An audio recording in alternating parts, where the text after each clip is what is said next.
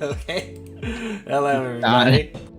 It's here we are back again finally on this lovely Tuesday. Well, I want to say evening, but I know it's not supposed to be the evening yet.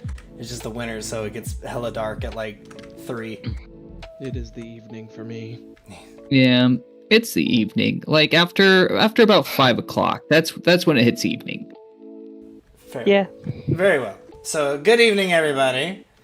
And welcome to this week's episode of Iron Gods. We're still waiting on Maddie, and he said he was going to be late, just by a bit. And then I asked him He said, Jim. how long, and they never answered. So the only possible explanation is that he died. I mean, okay, well, Sounds right. It's either that or it's believable. just Maddie, and Maddie will never answer a question for you straight, like ever. God, that's fucking true. Fucking He ever. also dies every week, so it's okay. Yeah, he comes back. He's like Rasputin, but stronger, And less Russian.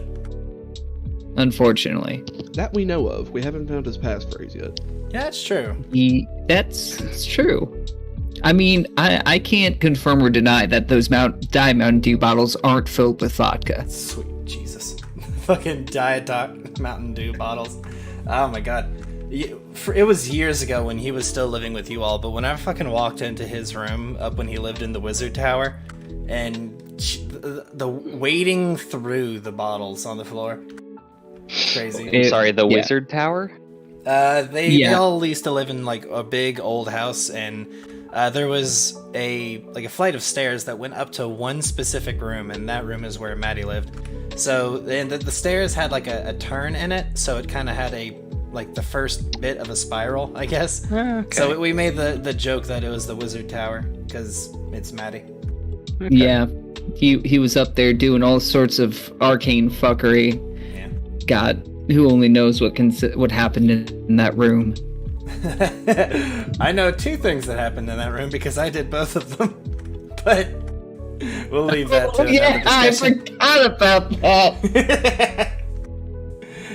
Oh God! We'll leave that to its own little situation. I demand It's an for the- explanation once The we're no longer viewer's streaming. imagination. Let's see. I think we have a little filler thing for Maddie. Boop. There we go. Yeah, we'll use that to be just like the fill-in spot for our little paladin-y boy. So let's just get this show on the road, shall we? Alrighty, boys. It's been 2 weeks since we last met in this situation. How's everybody feeling? Other than tired. Don't answer tired. Who are you? I know, right? No. What are we playing what- again? What game is this? What is? Who are you people and where's my horse? Where am I? Well, let me answer those questions real quick. We are Take 10 Gaming, and I am Luke Kenny, one of the many DMs that you'll find in here, along with Josh Fowler and Kyle, but we'll get to Kyle in a moment, and Fowler can fuck off because he isn't in here till multiple. Oh, there's Maddie! Oh. Well, shit. Heck, I Maddie. thought we had more time. I mean, hey, it's pretty good at the timing. But from left to right, you will first see me on the far left here. Next, we have our Calistrian badass with a whip and a giant talking wasp named Salt, Sarah Hitchkin, played by Scott Caffey. Say hello, Scott. Goodbye, Scott. Okay, Dead and Jim. after that, fucking right at the intro, he fucking leaves. He's just like his younger brother, just always leaves without explaining where the fuck he's going. Next, we have our now here Paladin of Sarin Ray, played by Maddie Thompson. God damn it. How quiet can you be? Is there something wrong with your mic? No. Okay. Why are you so quiet? Is there something wrong with your ears? No, okay, No. no, that time I could hear you. The first 2 Here, times let you me, were so quiet. let me put the mic in my Your anus. Do it. Oh god. I hate you people. Next we have Taryn Gates, our eccentric sorcerer with a gun, played by Kyle Hyatt. That's your cue to say hello or something, you people. Jesus. We're gone for 2 weeks. I took his line. He couldn't say anything. Wait, Yeah. was his line a fart noise? No, his line was "Hello, Scott" every time. Oh, yeah. So I stole it. Yeah, you took it from me, so I had no more material. He even says it whenever it's time to leave. And finally, we have Von Warneyes, a sorcerer. They're not a sorcerer, an oracle, and we have lost Scott. He shall be returning to us momentarily. I thought that was Chaz that left. I was about to piss and shit everywhere. God, I would have. That would have been pretty fucking funny. But we have Von Warneyes, an oracle of Yog-Sothoth, played by Chaz Blair. Say hello, Chaz. Hello, Scott. Someone. I hope Scott left to come fucking shoot me. 'Cause this is... Look, even if Scott's not here, we got you. Yeah. Okay, let's see here. Apparently, Scott has incidentally left.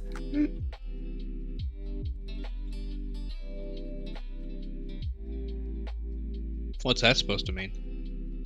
What happened? You are leave. Come back. Apparently Discord kicked him or something. I don't know what the fuck's going on. This It's would for the happen right at best. the beginning. We'll see what happens. But anyway, let's get this intro on its way, shall we? Let's kill the lo-fi hip hop. Oh, the internet went out. God damn it. Oh no, what if my internet goes out? We live so close together. I'm going to quote a very popular game company. You have phones, right? Wow.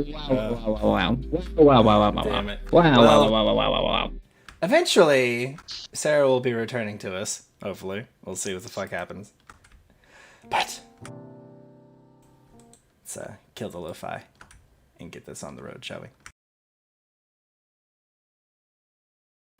How do I do this? Oh, fuck. I've had no practice for 2 weeks. I'm just... The spaghetti is falling all out of my pockets at the moment. No. Mom's Not the spaghetti? No, my spaghetti. Oh, it's just your spaghetti. Okay, well, Just that's fine.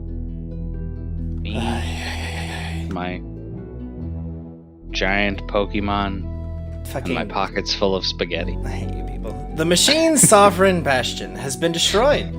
The heroes have had their endurance tested as well as their minds, and the Great Noqual Robot did not turn out to be the insane, murderous machine that the party believed him to be, as instead of opening fire immediately upon them, it agreed to a neutral show of parley and spoke to the heroes, trying to see them saved from their chaotic ways, and brought into the unity of minds in hopes of a peaceful resolution. However, this peace had a bit of a price too steep to bear, so the Heroes of Numeria did battle with the Commander of Robots. Though difficult without access to their magical spells and devices, the heroes found themselves successful against Bastion, and with its fall, the robots of Silvermount have lost their greatest source of organization. While still able to go about their ways in a timely and neat fashion, the entirety of Divinity's metal legions no longer have the single-mindedness that they had so long into the hero's adventure into the sunken worldship. So, now the scene opens into a memory of the heroes. They all stand amongst the sparking and defeated remains of Bastion, huddled around Cassandali, their AI companion and daughter of the Iron God. Cassandali's robotic voice resounds about the control center, now noiseless save for those made by Cassandali's speech and the magics of Vaughn tending to his cohort, Isuma. Cassandali says, and I don't have the voice editor at the moment. Something went weird at the last second, so No. we don't have the cool little voice effect for this episode, unfortunately. But Cassandali says, "Finally, the leader of these damned machines is dead. We can rest assured that Unity won't be recovering from this anytime soon. With the conduit of robotic command removed, we should be able to make our way throughout the Divinity much easier. My scanners are indicating that there are more ports to Divinity's monorail here in the security sector. Whenever we're ready, we should take it to the recreation deck. It is there that I am getting the largest readouts of devotional energies flowing to the Iron God. Wait, she has like a devotional tracker? That's Yeah. niche, sounds but we'll entire take it. If Oh. Cassandali had to put into numbers what Divinity's power level would on her scanner. It's too easy. Don't do it. It's too No, easy. don't do it. It's a trap. I have more to say, though. Once intended as a place for the crew to relax and designed to remind them of their lives back in Andrafa, the recreation deck featured shops, restaurants, a park, and a sprawling holographic theater, and a wide promenade for celebration. Now, after resting and readying themselves, we return to the present to see our heroes riding the monorail, now headed for the recreation deck. What awaits our heroes on this deck of the Divinity? Are they walking into a maddened cult ring that approximately has a power level of over 9,000? Or are they walking into a peaceful town of confused townsfolk? Find out now on this week's episode of Take 10 Gaming's playthrough of Paizo's Adventure Path, Iron Gods, Chapter 6, The Divinity Drive. That's it. Getting me mallet.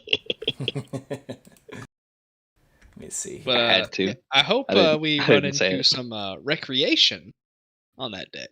That'd be. But Peter doesn't partake in recreation. It depends on your definition of recreation.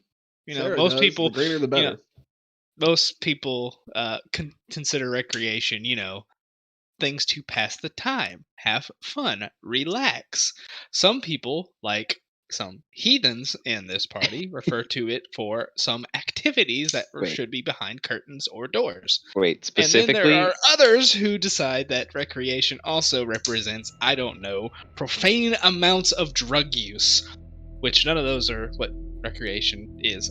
But So- Taryn is not either of those. So I 'Cause know wait- how to have fun. which party members are the heathens again? yes, Hi. I'm not So- pointing so what- fingers. I'm not here. I am not a judge. So Peter, what Sarah you're and saying? Salt fingers are pointing at Salt each says, other. you're talking a lot like a judge, though. No, not a judge. So He's not a Peter, judge. He's judging. It's different. Yeah. So Peter, what you're saying is, if there was a curtain Yeah? between you and those profane acts, just one curtain, not the other three sides, it would be acceptable. Taryn, you know what I mean. I know, but the specifics matter. No. The specific of the matter is you're either going to keep digging yourself a hole, or you're going to continue to sound dumb. I'm an archaeologist. And All I do is know- dig holes. And I know you I- don't. That's pretty good, He's actually. digging my hole. You will see that, God, fucking you people. You all are currently located in the yellow outlined area. That's secondary security. Let's see. You're currently located up at you start a bit. I can't say southwest of that, but like on the drawing, a little lower and to the left, further forward into the Divinity.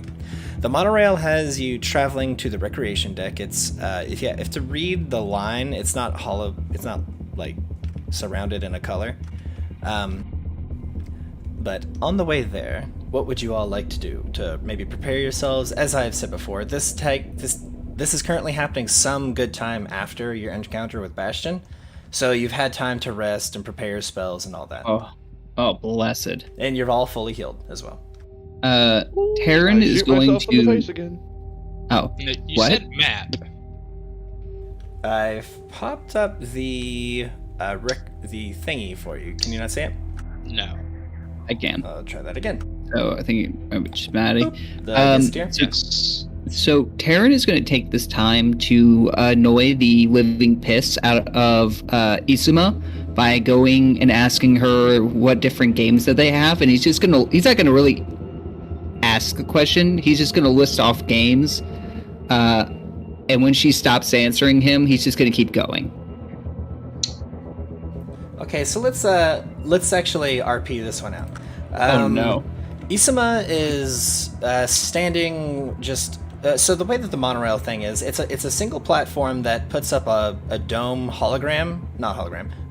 little hard light shield over the thing to prevent you from falling out because it travels extremely quickly. And the stabilizers in it also make it to where you can't even feel the thing move. It takes off at an incredible speed, but you don't even jostle at all. Even if and it travels on a beam of light, so it doesn't bump or anything like that.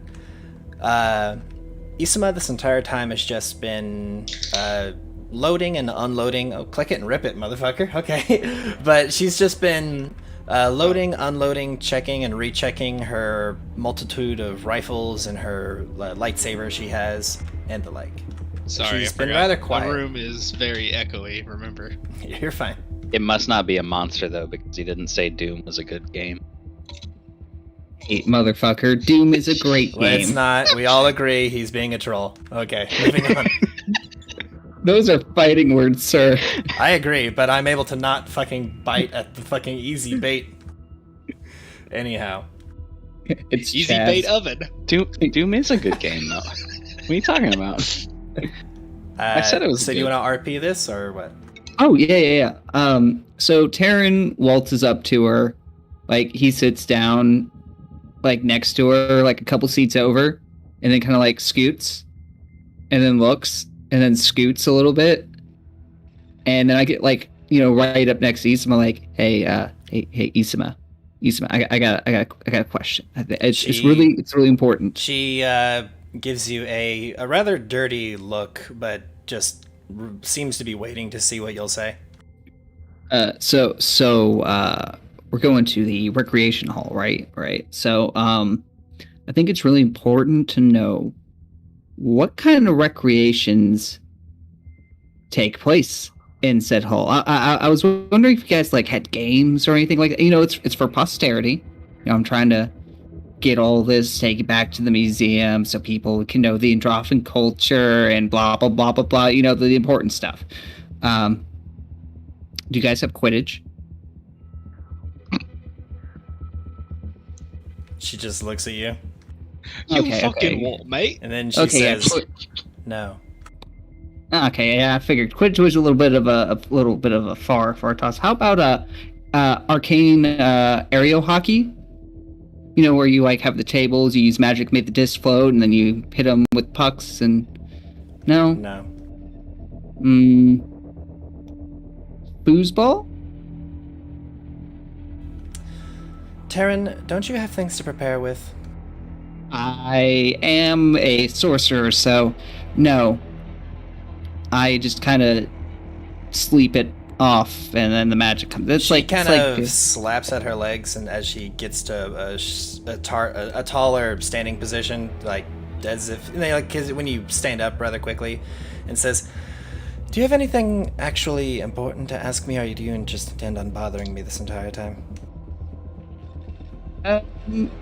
All right. Well, I guess if we're going to talk about not important things, then what other sentient races were on this ship that you could? There were the Androphans, there were the Kasathans, there were a few other creatures from whatever planet we visited right before crash landing here. The ones, whatever they were, the antenna. She uses one of her four hands to just kind of mime antenna on her forehead. Because I never really partake in the fun parts of this ship. Well, I was just curious on what we might walk into, because space goblins. That was a bad situation to begin with, and I don't want to get blindsided again by space giants. That's not a thing, right? Tell me that's not a thing. That's not a thing. Now leave me alone. Oh, thank gods. Oh, okay, space giants is off the list. That's at least one terrifying idea. I mean, there's space dragons. Why aren't there space giants? Isama walks away. To the other side of the planet, just hoping that it'll make you leave her alone. Taryn kind of looks down at his gun and or kind of looks over to Salt. I look over to Salt and say, "Hey, Salt, do they have extra dimensional giants?" And then I kind of like bother him. Salt says, "You're a giant to me." Oh shit. And then that's where we will. Taryn's gonna leave himself with that realization and start thinking about perspectives. Real giant, if you know what I'm saying. You ruined giant. it. You ruined the introspective wisdom that I was about to have.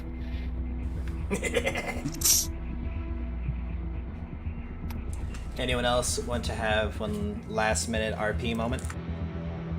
Or we get murdered. I'm good. I did my bit earlier. Okay, no.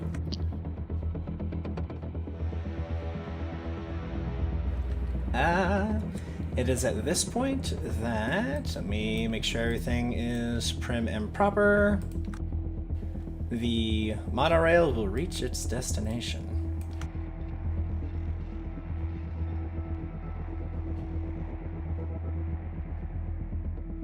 Have to make sure everything is set up right. Okay.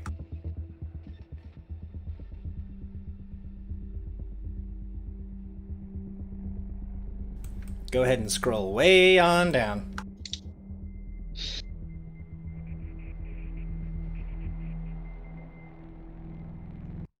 There we Nice hallway. Thank you. Oh, Oh. God. Oh. One moment. Do. Murals of smiling men and women, aggressively green trees, and lurid houses in a strangely antiseptic and blocky architectural style line the walls in this room. To the south, a large cage sits balanced atop a glowing beam of force, which is the monorail. And while to the north, a 20-foot wide hallway leads to an enormous, brightly lit room. The monorail gives like a very pleasing ding recreation deck. Well, heroes, what do? Huh. Well, I need to approach. So I will hop out. Do I see these people? Are these people? Yeah, these. Yeah. Oh, I mean, they do we see need us? to approach? So the people? Because we can kick their ass from over here. Or they do appear to be people. Yeah, they're people. Just regular people. Oh, like human beings? Yeah. What Regular the humans. shit? Taryn is now like perplexed and intrigued. Vaughn, you seeing this shit? These are actual factual people. A perception check of 0 notices that several of these people in the area see you as well. And a couple of them kind of be like murmur to one another, and you see like a couple in the distance kind of who are talking to each other point at you and just kind of say, give me a perception check, and if you succeed at DC 15, then a sense motive check of DC 15. Okay. One of those. Can Vaughn, we you succeed a perception check of DC 15? The funniest joke that has been said on the stream All right, thus Vaughn, far. now succeed a DC 15 sense motive. This one's a little harder. Yeah. Vaughn, you see them see you, but what like emotion they're having from the situation, you're unaware. Well, there you go, Peter. You see, they seem surprised and just puzzled and cautious.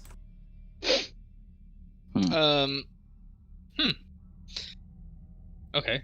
I let everyone knows that. Like, oh, we need calm down. Don't startle these people. They don't seem to mean us any harm. Let's go introduce ourselves. So I'm going to walk up to the door here, and I'm going, not have my weapon drawn. I'll have my shield on my back, so, hands are free, down my side, not threatening at all. And I guess I'm just going to enter the recreation area. I say, Heron is going to be quietly counting to himself to see if there's enough people to play a game of Quidditch. Just from this slight glance, absolutely. There are more people than the tokens represent. This place is packed with people. And the moment you get to here, this woman stationed in this, it looks like a makeshift shop, kind of. She goes, hello, she speaks in Androphan. Greetings. Oh, I don't reply in Androphan, but I understand her. That's funny. How do you do that again? I can't remember. It's been a while. I have this thingy on my inventory. Once I click it. Wait, did you say Androphan? Androphan. Oh, yes. I know Androphan. The golden nodule. It's flawed. I can comprehend and read, but not speak or write a single language, and I chose Androphan. So So you say something to her in common, I assume? Yes. She hears that and says, you must be new here. I have not seen your faces about. Yes, we are quite new.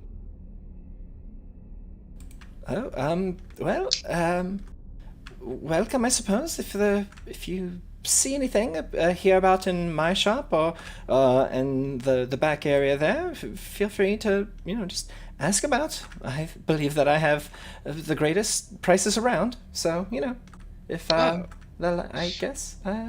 She has an extremely awkward aura. This woman seems to looks like she's trying to be a shopkeep, but doesn't seem to know what she's doing. Is there something I can roll to these people are real, right? They're not like holograms or some give me a perception illusion or mess. Okay. 64. You now know. Yeah, they're real. They're absolutely real. Vaughn's confused because, as far as he's aware, this ship's been down here for how long? Several thousand years. Yeah, and these people are speaking Androphan. Yeah, which would imply that they're people from the ship. With your perception check, you then are revealed the answer.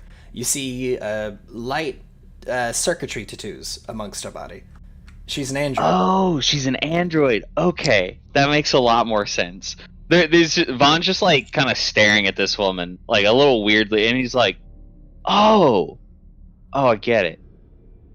And he turns to the party, and what was our party member's name that Josh T played? Not Nordwolf. Captain. It was Nordwolf. Yes, Captain. Yeah, Nordwolf. He just looks at the party and he says Nordwolf, and then looks back at the woman, just to not Vaughn doesn't want to hey guys, she's an android and point at her. Yeah, you say Nordwolf and the woman goes, yes, old companion. I miss him so. Taran raises his hand. I'll explain later. Do you all Taran puts his hand down. Speak. She then says to the lot of you. Speak? I have been, yes. I reply in Androphan. I'm sorry, yes. I don't Oh, okay. I see.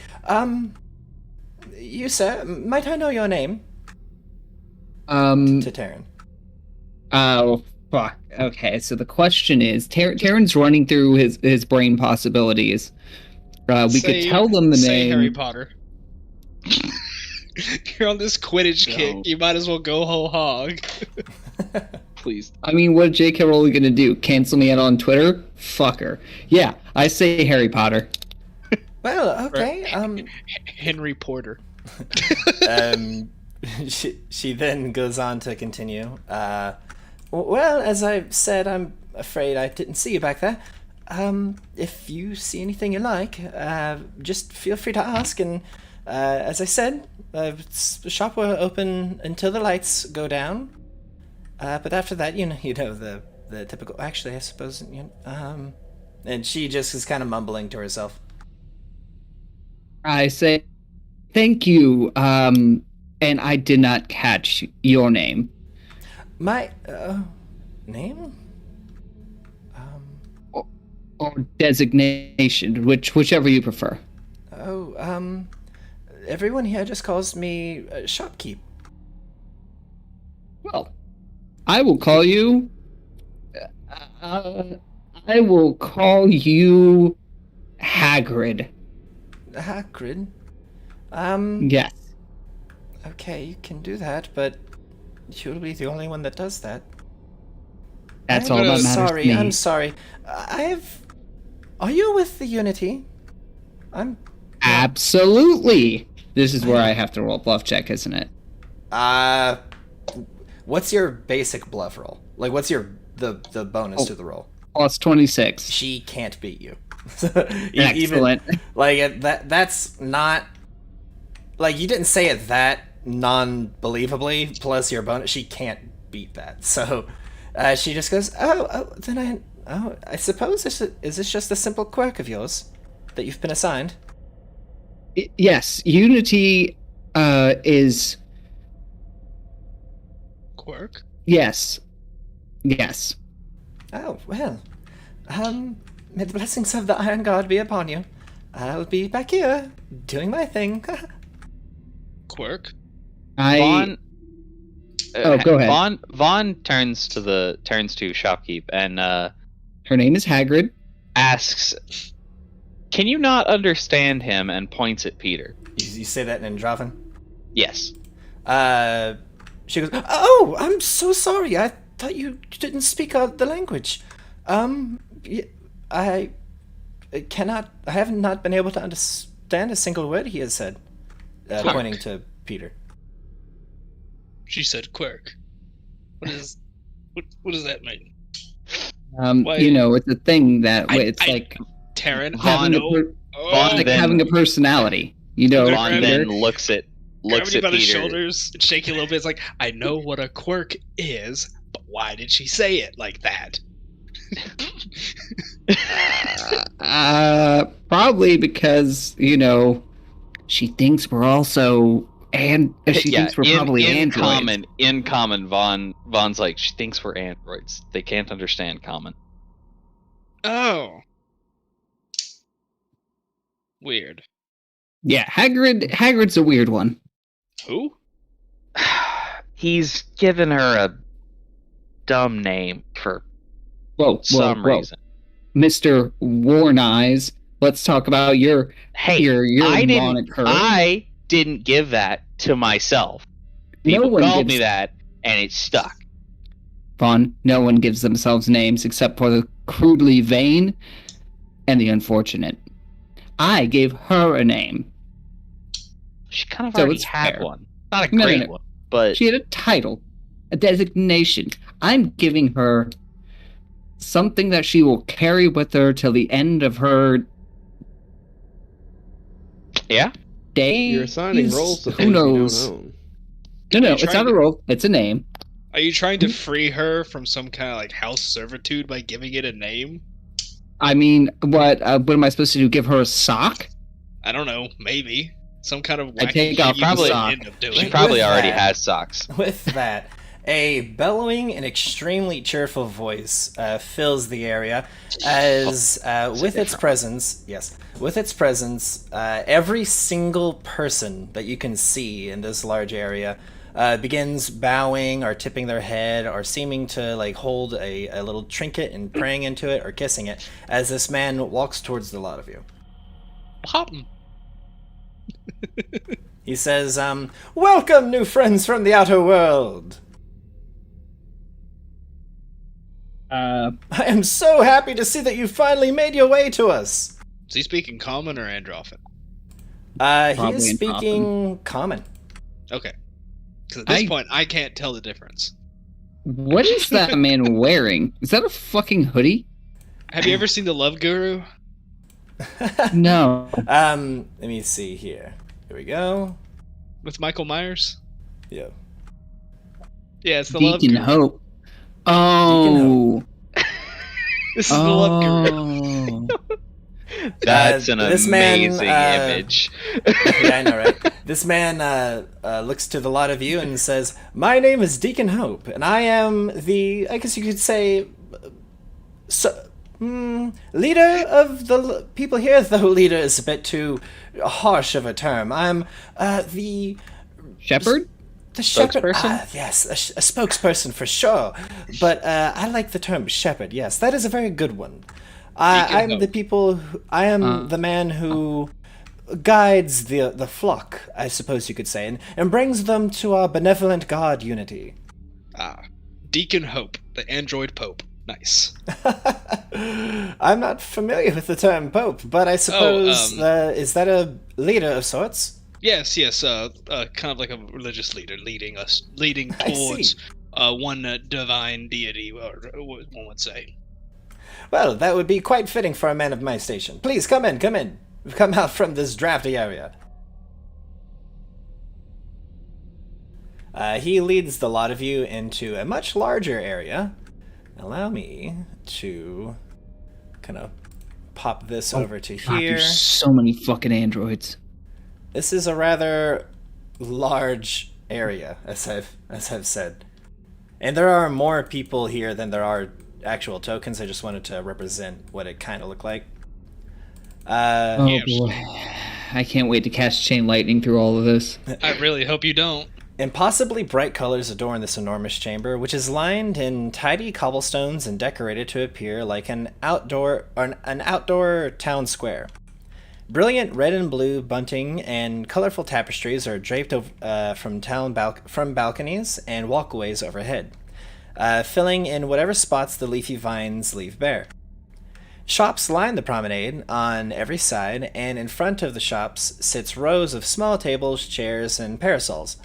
And to the west, an archway reveals glimpses of greenery and hints of a springtime scent, while to the north boasts an impressive facade decorated in figures laughing, crying, and staring sternly at passerbys. A beautiful display of enormous, colorful flowers and greenery grows in abundance within a pagoda at the center of the promenade, filling the air with a pleasant floral perfume. While above, and just so you know, there is a second floor to all of this, and there you can see like walkways going about it. While above, a blue sky and a warm sun and few clouds completes the serene scene.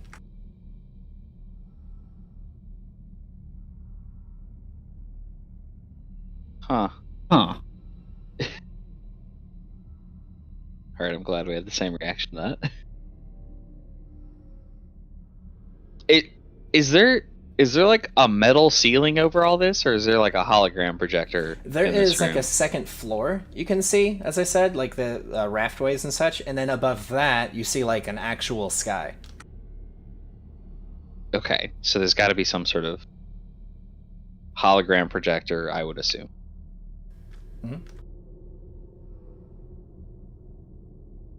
It's just like it's a little weird. Like, yeah, they're habitat pods and everything, but this is like we know this is probably just a metal room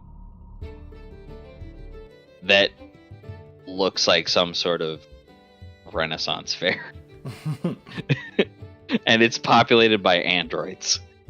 It's just like, that's kind of odd. Indeed. Is the thing in the center of a room a statue? That's the nighttime. I want it to be daytime. There we go. No, it is not. It is, as I've said before, a massive floral display. Like a giant flower. I missed that was the floral display. I thought it was like all over the room.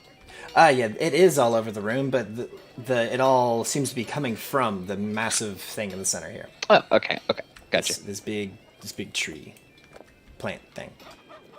It is rather tropical and exotic. All right. Well, might I ask, it's not very often that we get visitors here. Are you brought upon us by our Lord? Are you messengers of his? Of Unity? I'm gonna slowly turn my head towards our Harry There's like Potter. There's like a stone on stone Look grinding at- noise. look you at turn Taryn. into look at Taryn says, Yes. Actually, it was Bastion that sent us down here. The Sovereign of Steel. The Machine Lord. Tell me, what is our Lord Bastion's will? And can I get a bluff, please? Oh, absolutely. Oh boy. Come on. Oh, There nice. we go. Oh, I rolled a 2. I rolled it's still a really high roll. Ew. And tell me, it has been some time since we've had word from our Lord Bastion. Might you know why that is? He gives you a good look. I he's say, still smiling. the Lord Bastion, as you said, it's been some time since you've heard from him. So he sent us down here to begin doing a routine inspection of the place. Order must be kept, or else the vastness of this place will descend into chaos, and our great Iron God would not wish that. Indeed. God, that's a good lie, but fuck. I mean, that's a good one. Now give me another bluff check. Alright, that. don't fuck up. Hey, it's much better. Oh, I rolled a 9. he then says, well, our Lord Bastion is the one sectored to the security sector. Unity has provided me reign over the recreation deck, as you've seen, and I keep in tabs with our Lord at all times. It is strange that we have not heard word from Bastion.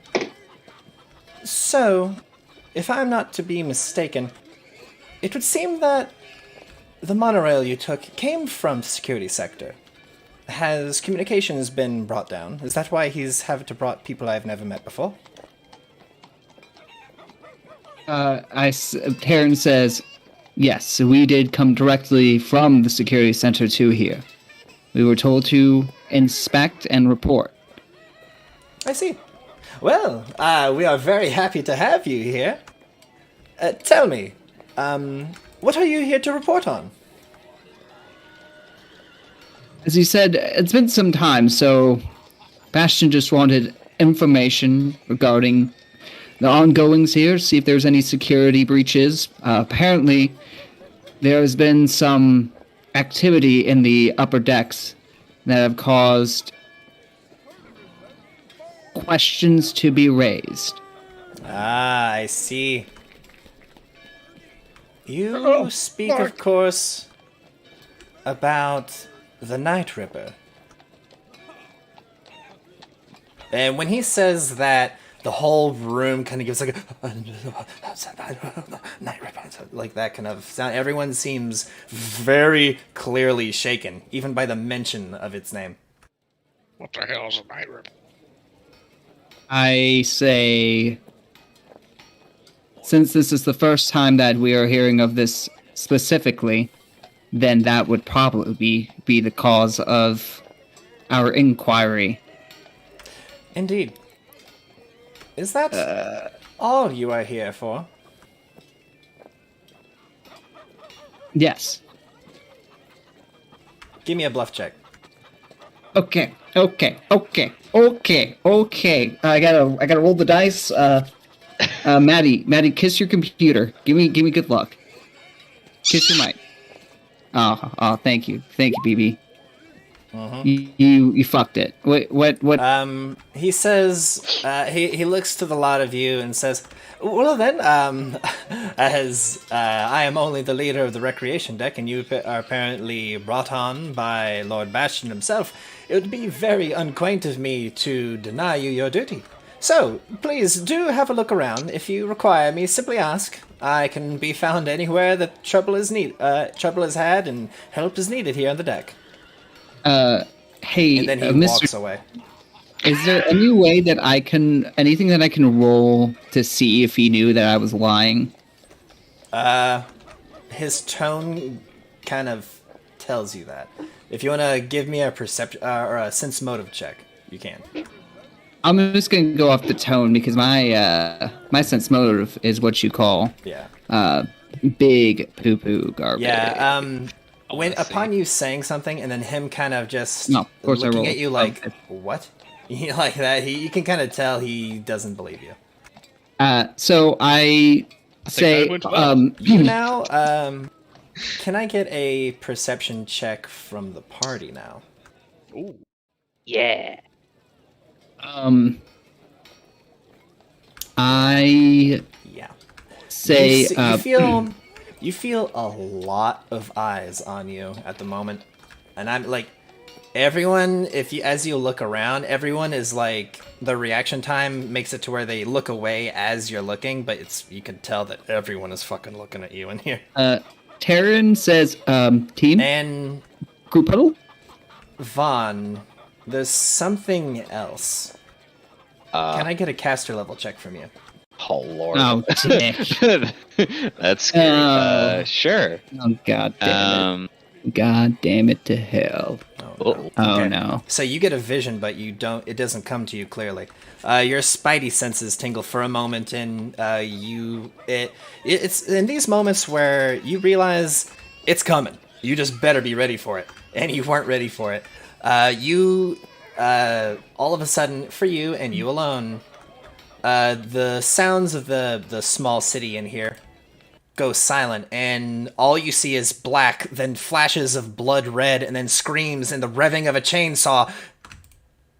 And then we come back to here. What, did you just see a trailer for Texas Chainsaw Massacre?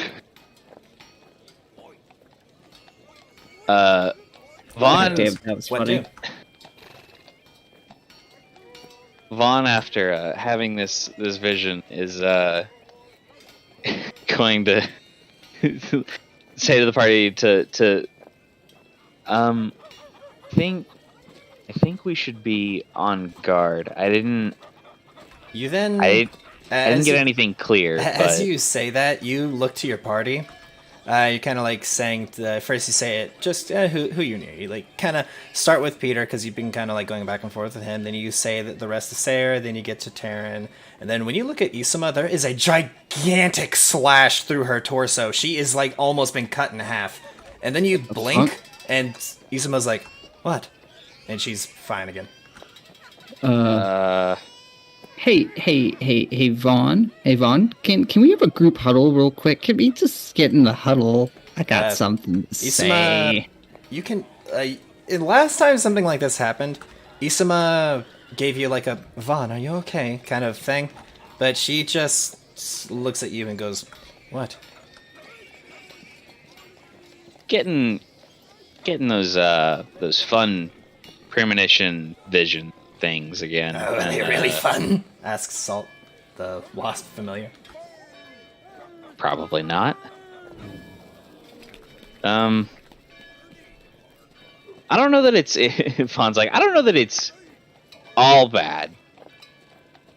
I didn't get much, but we should definitely be careful. I think we're already partially in trouble with the way people are looking at us. So we're fucked. We're how fucked. about we just look around for a little bit? I mean, maybe we can talk to the Deacon somewhere private. Not to like get rid of him or anything, but just to, I don't know, maybe be honest this time. See what he thinks. Vaughn, we are here to kill his god. We are here to put a bullet in its robotic brain. I don't think. Maybe. Can I get an initiative roll from anyone who isn't Taryn? Oh, fuck me. Oh, fuck me. Aw. Oh no. Rolled a 2. Okay, well, you might find this surprising. Vaughn, you rolled the highest. And since you rolled so high, do you want to roll diplomacy or intimidation to shut Taryn up about putting a bullet in their god? To just like hear him say those words, go like, shut the fuck up, like just shut the fuck. Yes. You may roll 1. Okay. I mean, my diplomacy is better, so I guess. You go ahead. I'll tell you right now, it's not a hard roll, but you just need to not fuck it. Oh shit! Look at you. Okay, yeah. He starts to mention, putting a bullet in the Iron God, and you're like, just don't fucking just slap your hand over his mouth. You're like, and then there's like someone passing very close nearby who's just looking at you people with horror, and then you just kind of give a shut the fuck up, and just mosey a short ways away, and then you may continue speaking. Karen definitely reads that loud and clear, and I go, As I was saying, maybe we talk to them. Maybe these people would like to see the outside world or have, free will. I think we should maybe look around for a little bit, but I mean, what if there's more of him? Huh? Vaughn.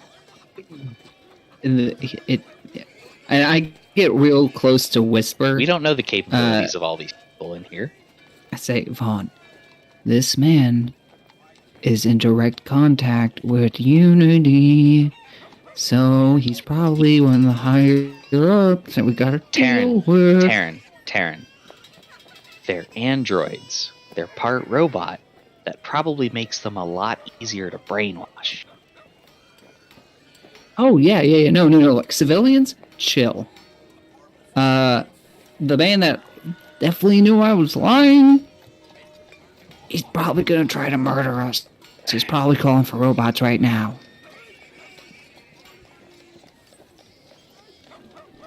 You're not wrong. Vaughn and Peter. No, Vaughn's distracted speaking to Taryn. Peter, you notice something. Ooh, what do I notice? Noticing you. This person up here. Oh, Yes. fuck. He's got a gun. They're giving you a dirty, dirty look. I'm gonna notice that. I'm gonna wave at him. They just kind of fuck off. Oh. It's like, oh, hello. Just like raise my hand up and like hello.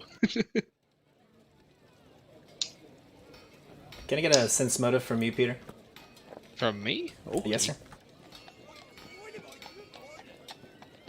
Scroll.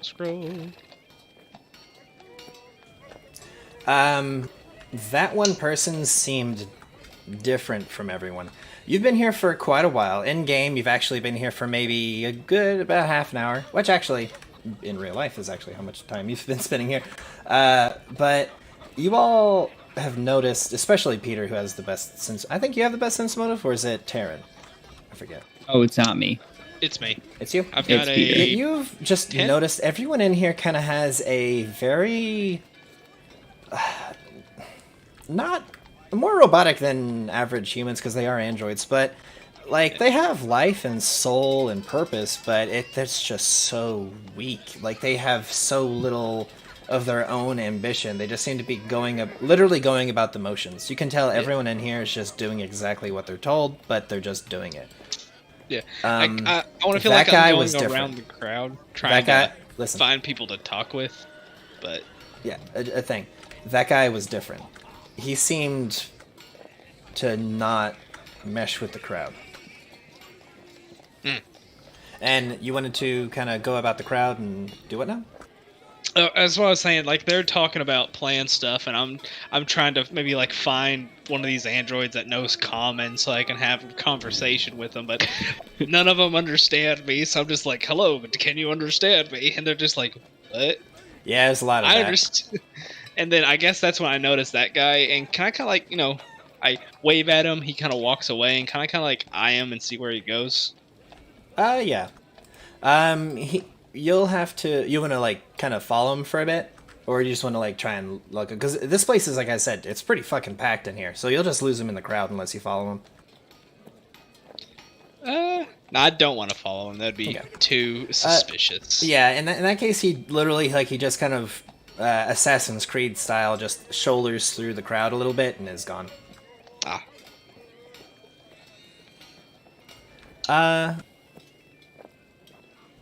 But yeah, give me a diplomacy, DC 30. As you've been wandering about and asking stuff. Wow. Well, they don't understand me, so what's the point? So you've been kind of going around and doing what now? Like, what have you been like I saying? said, I'm like going around trying to find people I can talk with that know common. But also, I'd walk up to an android and be like, "Hello, my name is Peter. How are you? Do you speak common? I Right. hope you do." Eventually, I mean, you are so charming and sweet, even though they don't understand what you're saying, they are not off-put by it, and they seem to want to talk to you. And, like, often, like, you'll just, especially if they're female, if you, like, speak to them in such a way, they kind of go, "Oh, hello," and then you start speaking, and then they go, my I feel name like is... Oh, you okay? It's a lot of that. I feel like I would know like a handful of Androphon words to Yeah, relay back you know what? to like Do you have I- linguists at all? no. You know, I'll let you roll it. I'll let you roll it untrained, DC fucking 20, to try and string together a sentence you don't know of a language you don't know. Hey, it's pretty good. Okay, I'll let you say a word, like a single word. Oh, Crap. It could just be hello. It could just be hello is the I mean- one word you've picked up. Learning. You say learning. Okay. Yeah, you go up and they'll go, you're trying to, you must be, I see that you're new here. You must be wanting to learn more of the ways of Unity. Well, just notice the scribblings on the walls here. And it's I'm that gonna- point that you actually start to see it. Like, as Oh, this place has been such a mess of shit going on. As you start to look about the walls in this large area, oops, that's too zoomed out. There every now and then are little. There are often writings all over the place, but sometimes rather you see them rather nastily written, very uncouth handwriting, things that don't seem like the work of scripture, but the work of authority. And you spot a couple of them. You see one that says, "The Ripper watches." You see another one that says, "Those who trust shall live." And another that says, "Obey the word of hope, lest hope abandon you to the saw." I'm gonna point to the one that says the Ripper watches, and hopefully she picks up on the context clues of me learning. You point at that one in particular, and you see the color leave her body. And she goes, "Excuse me." And she just kind of hurries away. Wait, Yeah, she Dang it. runs away. I just want to know what it means. I can read it. I can't speak it. Peter, what are you doing? I'm gonna spin around like, oh, and in Androphon, I'm gonna say, learning. Vaughn just looks at you like, what? For a moment, just like, We're gonna say that you all were kind of just going about your own little ways. Some time will pass, an hour or two, and as you for the fun of it. does Peter point out the scriptures on the wall to Vaughn? Do you? Yeah, I'll show them to you. It was like something about the Chainsaw Man, oh shit! There's a chainsaw man. something about that. Vaughn is like, Rip and tear until it's done, or something like that. There was- I like that phrase. there was a chainsaw noise in my little premonition I had a minute ago. That's great. Oh, That's oh, that's promising. That means we're on the right track, right? Oh, It's you're like a metal detector, but for for bad death. things. Oh, I mean, Sure. so he's a he's a metal detector. don't quit your day job, Peter. After that, you all have been, as I said, wandering around trying to do stuff. And as to round this up really quick, aside from the things you've already seen, I'll just ask Taryn and Sarah, Ask me Oh, like one God. question, like what have you been doing this entire time? Like just to like kind of see what's going on, or what were you doing in like the hour or so you've been here? I'll let Scott go first because I've been Okay. talking a lot. While keeping one very watchful eye over my shoulder, I've been honestly trying to check out the plants and the general vibe of the area. Trying to figure out, 1, where cameras might be, 2, where turrets might pop out, and 3, There the best are escape route. cameras fucking everywhere. That is something that you immediately notice if you even attempt to do that. They are not hidden. Oh either. no. As for the plants, they are rather interesting. Do you have knowledge nature? No. That makes this difficult then. Yeah, like, They I'm just looking at them. I'm trying to tell if, if they're moving more than a plant should move, or if they're just pretty plants. Yeah. I can't really tell you more than that. Give me a DC 10 knowledge nature. You can roll that. Okay, so you will succeed. And of course, you can't get anything more than what a 10 would give you. You know that this is not an ordinary plant, at least by Galarian standpoints. It seems to be something exotic, probably something off-world. You're not really a plant person, so who knows? This would be a question for maybe Usama would know. Maybe you could ask Vaughn's little assistant robot that seems to know a lot of things. It's hard to say, but yeah, But I mean, it doesn't seem anything weirder than that. Though you gotta find like a couple little buds, little flowers every now and then, and they all give off an amazing smell. Every place in the Divinity so far has either been filled with the undead or just the smell of rust and oil and all that nasty shit. This place is the first place in several days that you've been around that just smells magnificent. This entire area seems to be like, this is the air purifier of this deck, is this massive plant. Neat. I also am pointing out the cameras to Boy. Neat. Taryn? All right. So I'm going to talk to Hagrid about the Ripper that the Hope Pope mentioned. Okay. You go back to Miss Shopkeep, aka Hagrid. What do you say? Yes. She goes, "Oh, Mr. Potter." Oh, thank you. Hello, Hagrid. I Okay, have my some name is- questions for you. My name is Shopkeep. That's a job description. No, please. Not a name. Harry, please. She seems clearly upset. My name is Shopkeep. I'm going to make a mental note of that. And I say, okay, SH. So, She looks bothered by that, but continue. I said, so the Deacon Hope mentioned that something about the Ripper, and our job is as sent by. Her eyes go wide.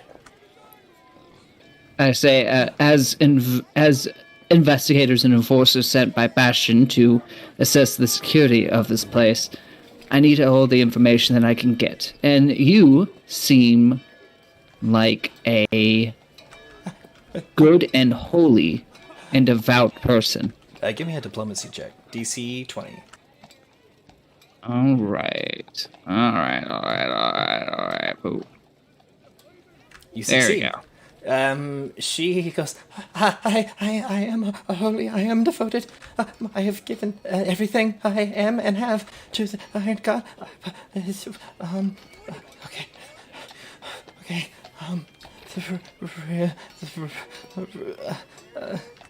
She is having trouble saying the word Ripper.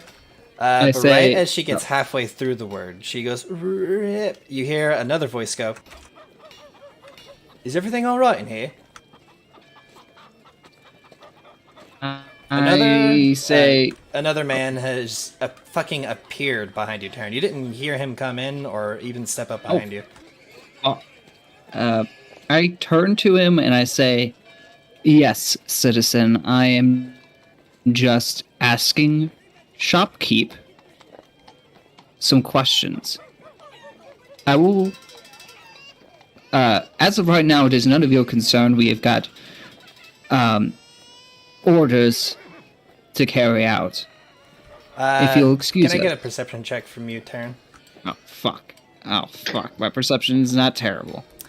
But why you, can I as not you're roll above a saying, 10? like, I was just speaking to Shopkeep. Shopkeep looks like she's looking at a ghost right now.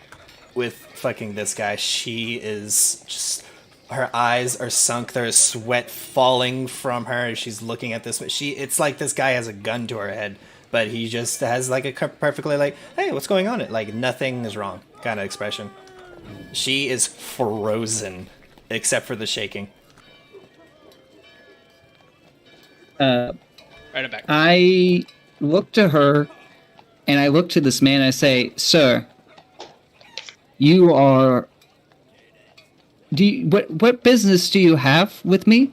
Oh, just a regular business of any fellow from the civilians of the wonderful world that we live in. Might I ask what kind of business have you with Miss Shopkeep? As I said before, I have questions to ask her, and she seems like a thoroughly devout and excellent servant of our Iron God. You, sir, are intruding on the law and order that needs to be dispensed here. So please. Quite the opposite, my good sir. I'll kill him. I suppose I'll you don't kill him dead. understand my... he kind of like pulls on a little tag. He has a little badge on his thing. You read Androphin, right? Oh, yeah. I've got Androphin. It reads The Watchful. He then says, forgive me for peeking in, but, you know, it's what the Watchful do. Did I hear you all speaking of the Ripper? And he says it in a bit hushed tone.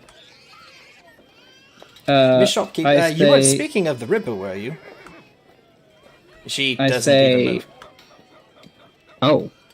I look to the Watchful and I say, she was given permission by me to speak of it. That is what our duty is here, sent down from on high, is to investigate this. He kind of gives a... Oh, no, Sam, I'm afraid not. I was told that you came from Lord Bastion's domain, and though he is that of order, we are the people of faith. You have no authority here in that manner. It seems that your faith is getting in way of order. Oh, that can't be. Faith is order, and order is faith. Mm-hmm. So, under that precedence, Watchful, I have a duty to uphold. And I'm afraid I've got one as well. I'm gonna have to ask you to stop all this speaking of unpleasant things. Understand?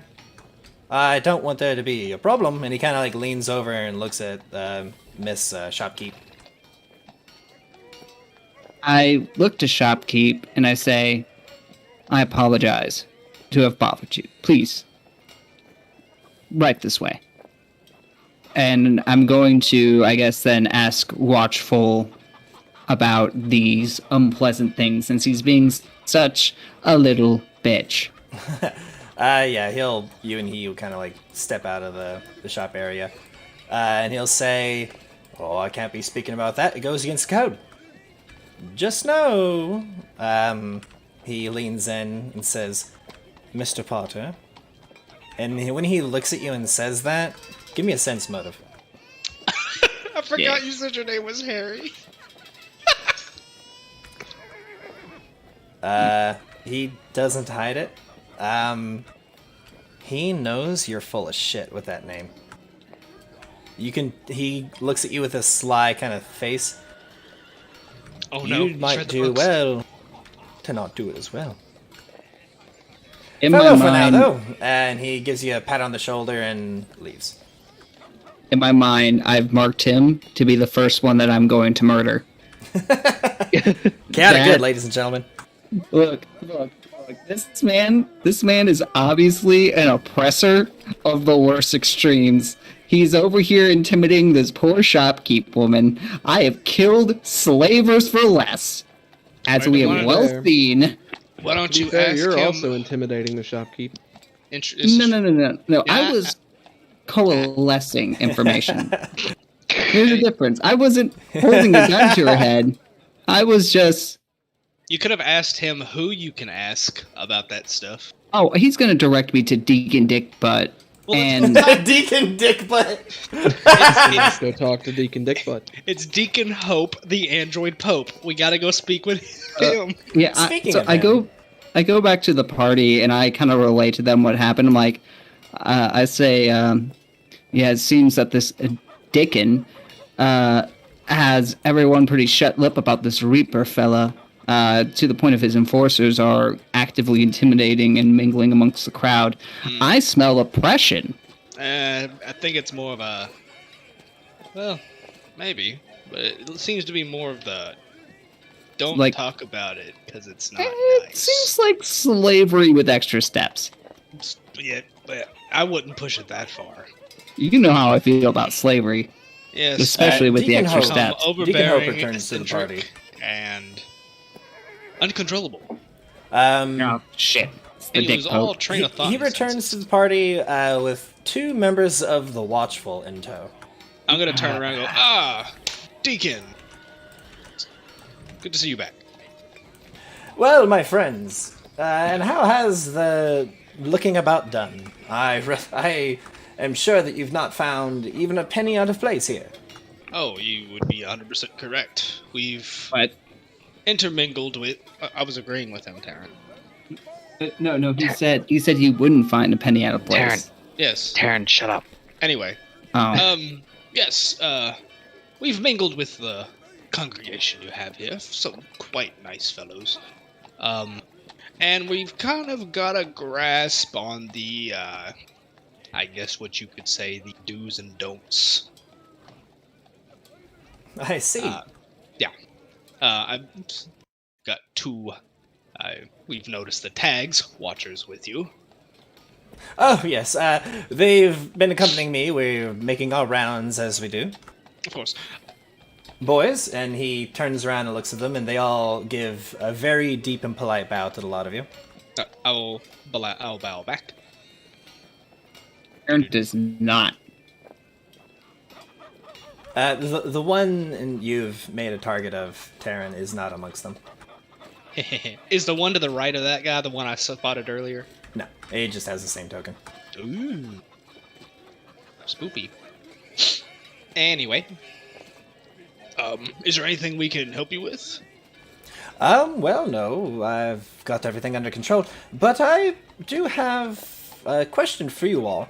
Of course. There's something not in place about the current situation with you all. Not to sound offensive, of course, and I do apologize if I have already come off that way. I understand that you all are not from here, and our customs are a touch different. I just feel like there's more reason as to why you're here than some simple accounting of the things going on. Does it? Well, having odd suspicions does not lead to great coordination. Perhaps we could hash out this issue. Maybe, well, if you're not busy later, we can... Well, if it is for fellow members of the cloth, then I could simply make time. I'm not all too busy. It's simply the rounds I was making. If you would like to follow me, we might be able to get down to brass tacks. Oh, well, of course, that'd be one way to get about it.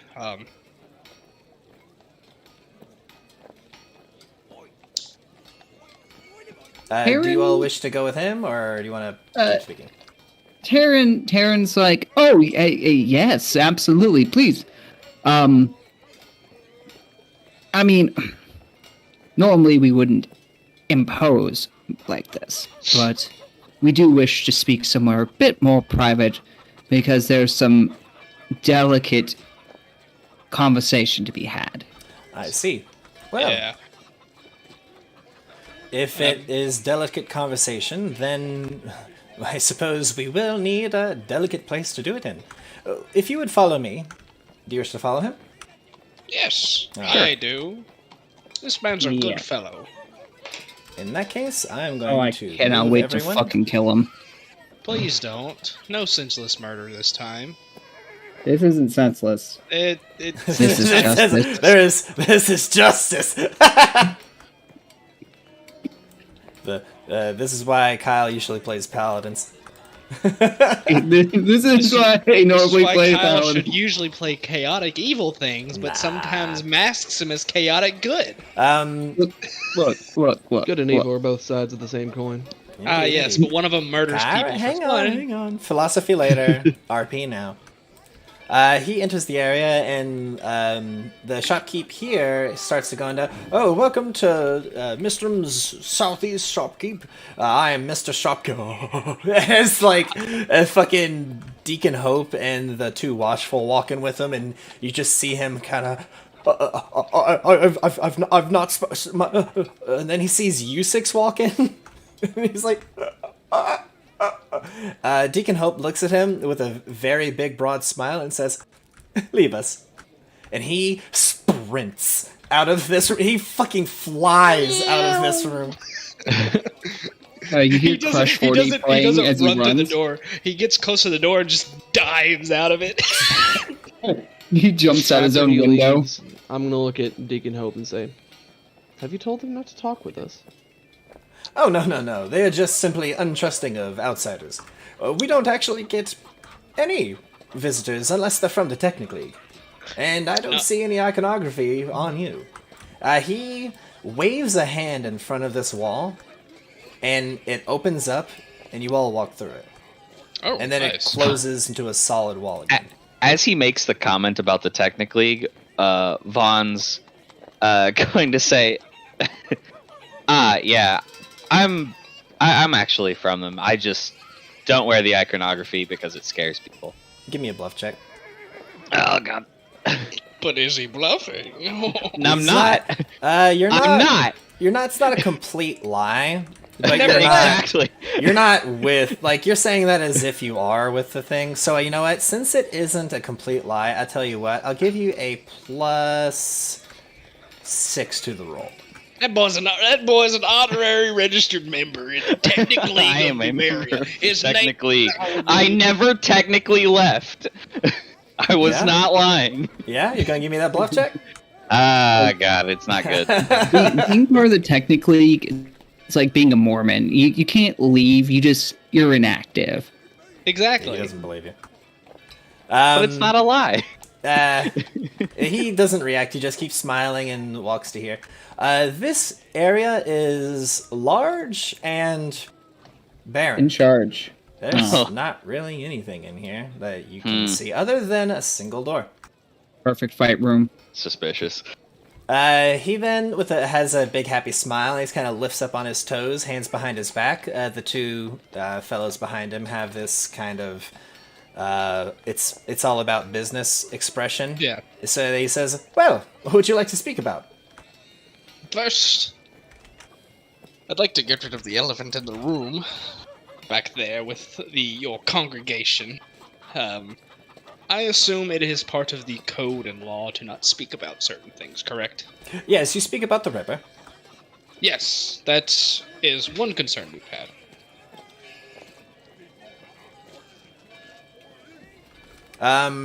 You see Isama getting really attached to her weapon right now. She's just looking around the room, and you see her kind of like mumbling to herself about like combat statistics. Big open area, nothing to hide behind. Perfect kill box, is what she keeps saying. I also mentioned in Kasathan a camera here, here, and here. Yeah. She says, God. Like that, back to you in Kasathan. Deacon Hope then says, well, we can also get rid of another elephant in the room, I suppose. You're not here to check up on anything, are you? No.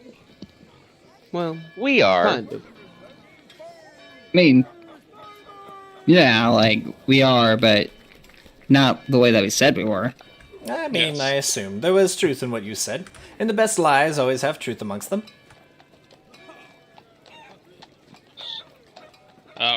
Shall I be the one to say it? Yep. Okay. You're here to kill me. No. Ooh, that's kill? What would make you think that? I say as Well. I'm like, my face is twitching. Honestly, we don't know. I'd rather not.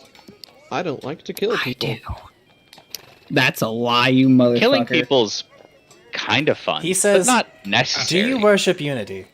And then looks you all dead in the eye.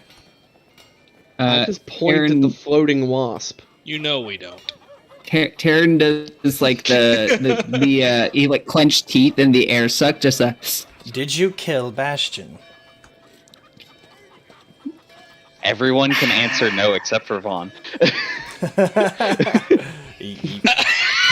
I will not accept that. That's funny, but no. That's funny. No.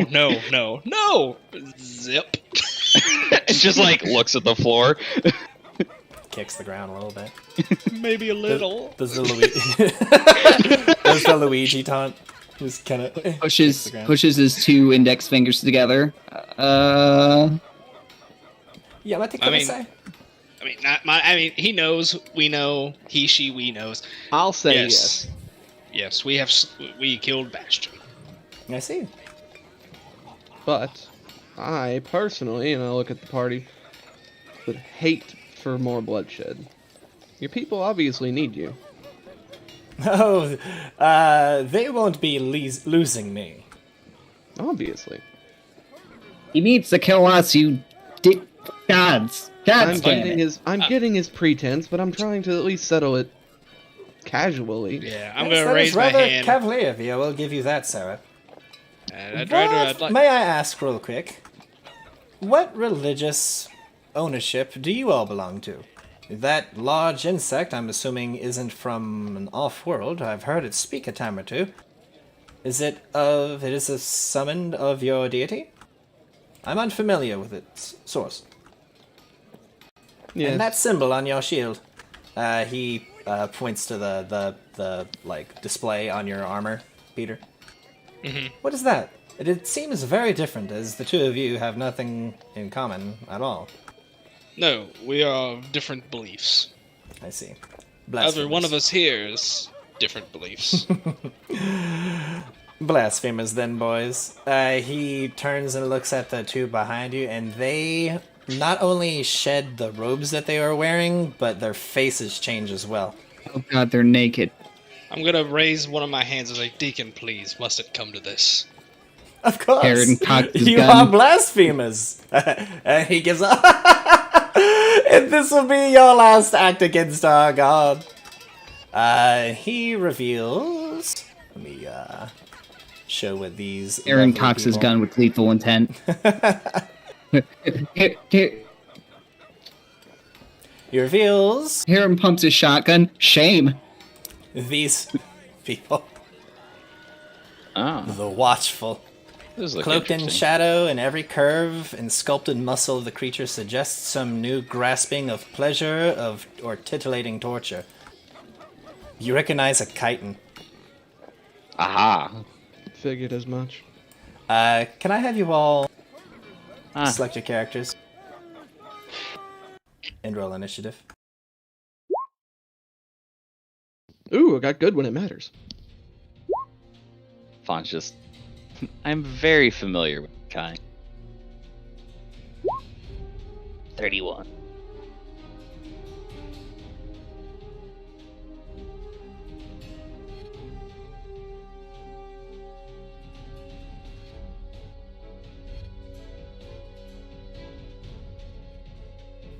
Okay. Hello? Okay, no. there we go. Yeah, there was a weird pause there, but we Yeah. add these together. Ah, dick. Yeah, Peter's like, we don't want violence. Taryn just pumps his shotgun. Shame. Vaughn. You Yes. clearly saw this shit coming, but you were powerless to stop it. What do you all wish to do? I mean, Kill him. Kill him now. Is there really a question here? Vaughn is going to cast a spell. Does Deacon Hope have spell resistance? Let me see. What spell are you casting? Jolting Portent. Jolting Portent. What does it do? Stuff. There's no Things. save now. It does things when he tries to do things. But there is spell resistance to see if it affects him initially. I have to roll He spell does not resistance. have spell resistance. Okay, so he has Jolting Portent on him. So if he Okay. goes to attack or cast a spell, he needs to roll a fortitude save. Okay. Once per round. Gotcha. And then I will All 5 right. foot step back. Okay. Deacon Hope will go, and he just begins standing there. He doesn't do anything. Sarah. I don't. They're lawful, yes? Yep. Very much so. Activate those buffs.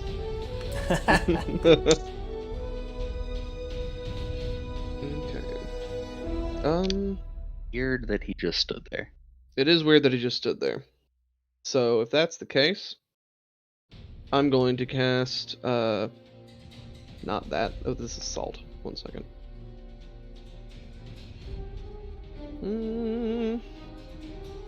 Mirror image of myself. Oh, Deacon Hope says, a very interesting magic. One that I have seen a time or two amongst the members of the League that have arrived here and decided to not take in the word of our god. But it will prove as fruitless now as it did then. Deacon, this is your last chance. Uh, Just warning you. This member of the Watchful will run in and is going. Don't touch my butt. He's going to touch your butt. Don't touch my butt. When does this work? I'm trying to remember. Here we go. Hope you It don't. goes to touch your butt. Touch. Oh no! Critical touch. Well, it Critical doesn't touch. confirm. It doesn't confirm, but it touches you critically. Plus Oh bleed. no! You Damage. take 3 bleed. So What type of damage is that? untyped. Is it? It's not subject to DR, is it? Nope. Ouch. It simply touches you, and your body just begins to rend open, and you start to bleed profusely. The thing is beginning to scream, chant some kind of psalm or prayer in Shadow Tongue. And it runs at you and is able to put its single hand on an exposed part of your armor. And then as you do that, you see just like this slice open up on your face and fucking hurt so goddamn bad. And blood starts running down your jaw.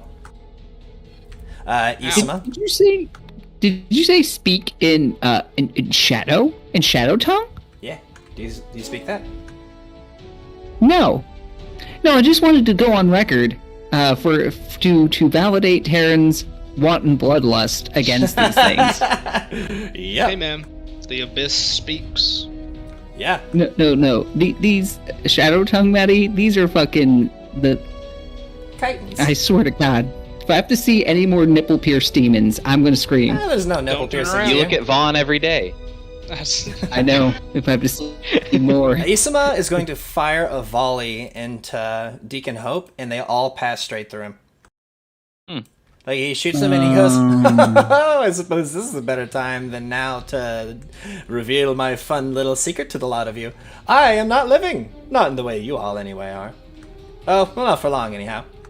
This member of the Watchful here will run to here and provoke an attack of opportunity from Sarah. I'm changing a poopy diaper. Can you roll it for me?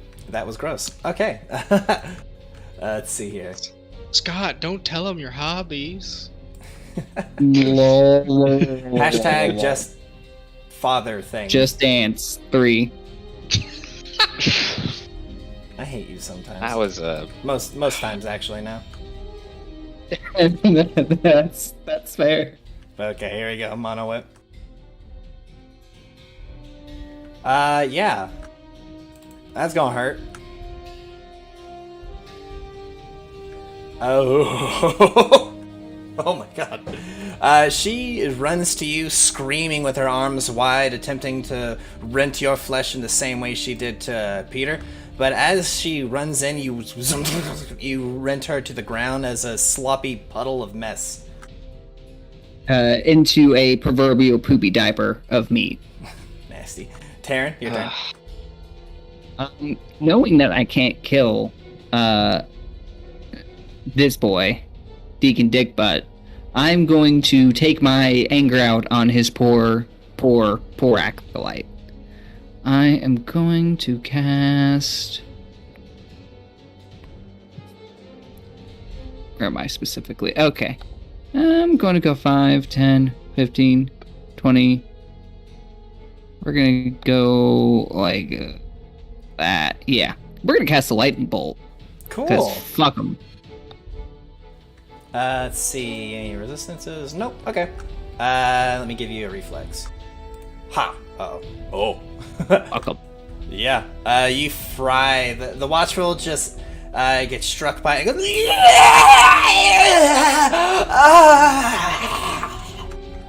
she is destroyed. I do not She break... dies with a smile on her face. That's uncomfortable. I don't break eye contact the whole time with the Cuck McGee over here. The Deacon says, "Oh, look what you've done!" and combat ends.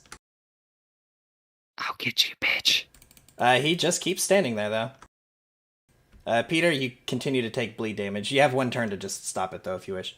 I'll use a DC 15 heal check to stop it. There you go. You just kind of put a band-aid on your boo-boo on your face. And yeah, the Deacon looks to the lot of you. Let me close this out. And says, "Well, I hope you're happy. Those are good members of the Iron God's Watch that you've destroyed there." Not really. Not really happy about it. Vaughn squints at the Deacon. Is he a hologram? No. He says, "I see you seem to be a bit confused there, Vaughn." And he's just in front of you. He blinks and is in front of you, and he has his hand to his chin. And he says, "You also seem to have a bit of some kind of religious devotion, but I've not able to put my finger on it. It seems one that I should be familiar with, but I'm not sure." I poke him. Your hand goes through him, and it's cold. Goddamn ghost. He's not a ghost. Vaughn's just like your hand feels staticky when it's in there, and you pull it back, and the feeling immediately leaves.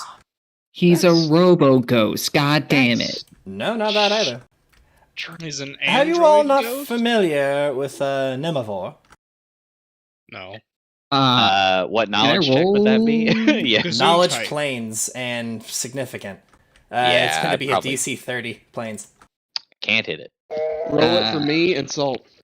Actually, hang on. No, I'm wrong. It's DC 27. Oh, But still can't Sarah hit it. might maybe take it. It's I got it. Oh, Vaughn got it. Okay. Well, the party will know. A Nemavor is an artificially created plane. A living artificially created plane. Vaughn just goes, "Wait. Oh, Yes. A Nemavor. What? This is what I am. A living plane of creation made by our most holiest of holy iron gods." And he puts his hands up as in to praise the god that he worships. "And tell me, mortals, how do you think that you're going to be leaving this place alive?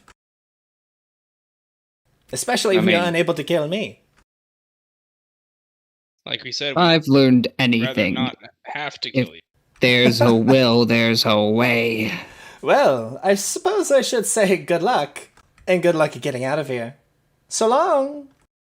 And he disappears. I will kill that man. Vaughn's like, Oh. I don't know that you technically. Okay, would unraveling his existence be considered killing him? I mean, yeah. Alive? Not really. That See, door. I look at That door dings and registers that it is now unlocked. him like you would an intelligent item. You know, you can't really kill an item, but it does have an intelligence. He's just on a bigger scale. So we have to unmake him. Hey, Luke. Yes, sir. Out of character question. Yes. We're about to be in a dungeon crawl scenario, right? Yes. So even if I wanted to open this back up with engineering, that defeats the purpose? I mean, you can go to check the wall. It is a solid wall. Made out of metal. Yeah, there's nothing. You can search. Vaughn can search it. There's nothing there. You have no fucking idea how he did that. Interesting. Vaughn, as we get up to this door, Vaughn goes, "Hey, okay. I know this is serious, but do you guys think if I were to cast one of the create demiplane spells on him, because you can change things, do you think I could make him fat?" Either that or it would just add to his Borg. You say that, and Isama, who has been grumpy this entire fucking time, is gonna make him fat. Yeah, you can. Vaughn's like, look, you can with demiplanes, you can cast the same spell on a demiplane that already exists and make it larger, right? Well, She livid. punches you in the shoulder and says, "Vaughn, you make being alive worth it sometimes." Yes. Vaughn grins at her. We humiliate him. We humiliate him before we unravel him. Oh, damn it, I'm sounding like Salt, son of a bitch. It's getting to you. I love it. Soon, he says. Alright. Let me open this back up. For moi. There we go. Okay, I gotta scroll this down to where you all are. Excellent. You open the next door. Bzz. Oh, I close it back. The door doesn't close. Oh yeah. Oh boy. Can we Yeah. fight these in Rise? Some 50-odd human brains, each floating in a vat of bubbling chemicals and pierced with dozens of coils of wire, decorate the transparent cells lining the walls of this clean white room. Roll initiative. Select your characters and roll initiative. Taryn sees the chitin, and I go, "What? Why does every oppressive regime have a secret chitin lair hidden in the bowels of their fortress? Like, what is this? Is there a manual?" I'll look at you and I'll shut you up and say, because it's easy and it doesn't have damage. This is going to be a storybook combat. Okay, so I'm only going to need the initiative for my boys, the player characters. Oh, God damn it, Chaz. You cucked me to death. The door opens up and let me show you the surgeons of the Blessed Envision. The Blessed Envision surgeons. At the core of a multi-limbed monstrosity of claws and blades struggles a glistening mass of veins, organs, and twisted flesh. Yep. Also known as an interlocutor chitin. Yeah, They're absolutely Yeah, lovely. I was gonna say, those look familiar. Didn't we fight some of these in Rise of the Rune Lord, and didn't they fuck up Tuhama? That's what Krimox the Thrice Flens I was gonna say, we also had fought Krimox. Yeah. Krimox was a monk version of these. Fun fact. Why would you do that to us? It's fucking cool. You shitting me? It's super cool, but Jesus H. Getting- Jiminy Christ. Getting to add the wisdom mod of one of these to its AC. Holy shit. It's so good. Oh. Yeah, so let's get this going.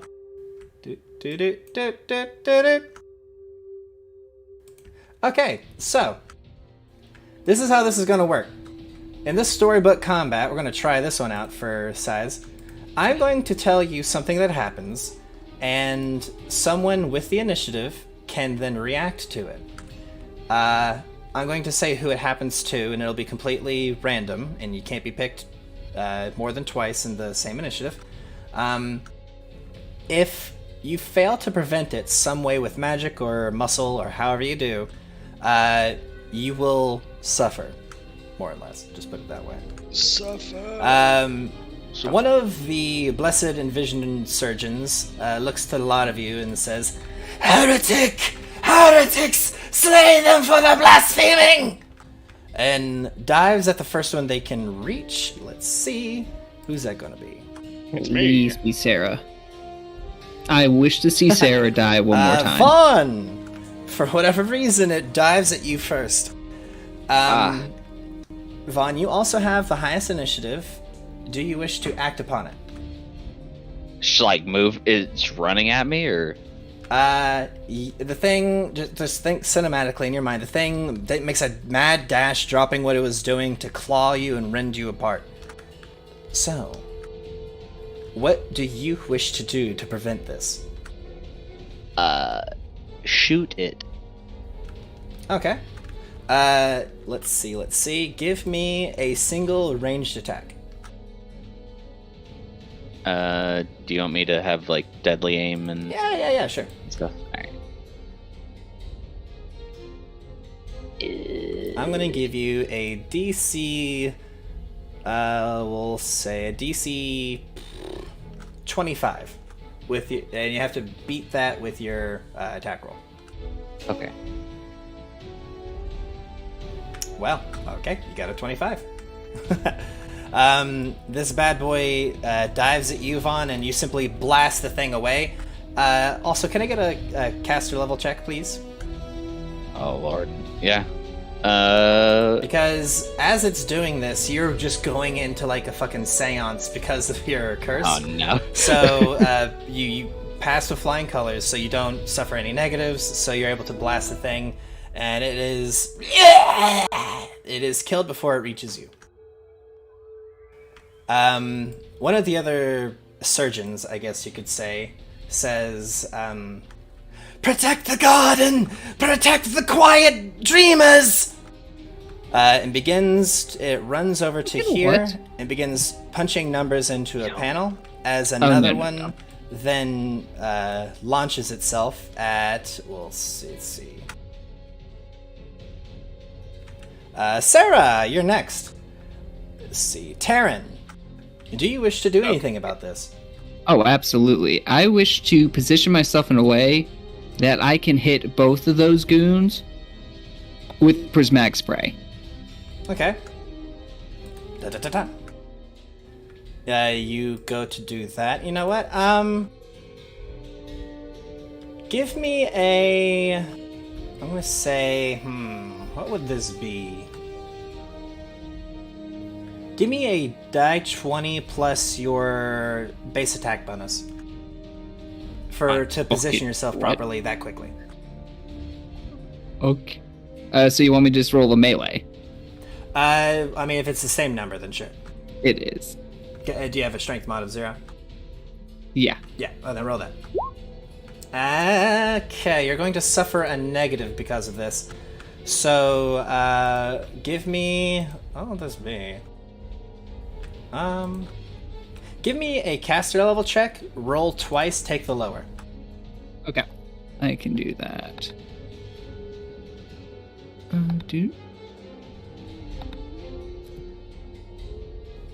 An 18. I will say... Oh, I guess, I'll just roll will and see if that... Wait, this spell doesn't have a save, does it? Oh, and it does. It does. It has different saves depending on what beam you get hit with. Oh, that's right. Okay, roll me a die 8, please, Taryn. Oh, of course. This is solely what I took this spell for, is for silly shenanigans. A 2. So let's see. The red beam strikes this motherfucker. Okay, let me get a will. I've rolled extremely well. He needs a reflex for burning burn. Oh, okay. Boom. Oh, no. Yeah. Yes, you position yourself properly to protect Sarah, and you blast these things out. You don't position yourself in such a way that it would catch the second one, but you do protect Sarah, and this thing is rent to flame. Oh, not to catch the second one? Ah, fuck. Okay, yeah, because I rolled so poorly. Damn, because that was going to be the flesh of the stone. That would have been cool. Fuck. Alright. Finally, this chitin will turn around the corner. Let's Nani? see.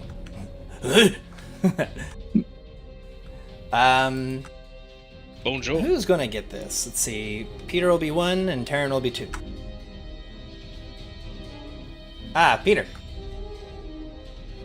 He's coming for you, my dude. And Sarah, you have the initiative. What do you wish to do about it? Peter's a big boy, he can handle it. This one, however, said some very juicy things, and I wish to know more about them. Okay. I wish to go up and saw off the arm that's trying to activate a keypad. Okay. Saying, what is this garden of dreams you're speaking of? I wish to know more, you beastly thing. Let's see. That's going to be quite difficult to do. But give me a single roll attack. DC 30. Okay.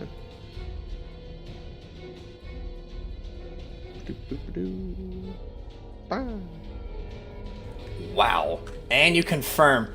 Yeah, you take its arm off. Like one of its forearms, the thing it's typing with. Like, I imagine it's going for a keypad and it just sees my monolith Actually, do go you want around to just take its off arm. all 4 of its arms? Sure. Okay. Yeah, you just rend the thing. You don't kill it, but it just goes and falls away from the panel a little bit. And it kind of like looks over to you as that happens. Yeah. Peter, you're going to be crit by this thing. I'm gonna be crit. You suffer... Let's see. It's times 2 damage, so I need an additional die 8 plus 9. I didn't even get to do anything. You were the target of the effect, unfortunately, and Sarah didn't save you.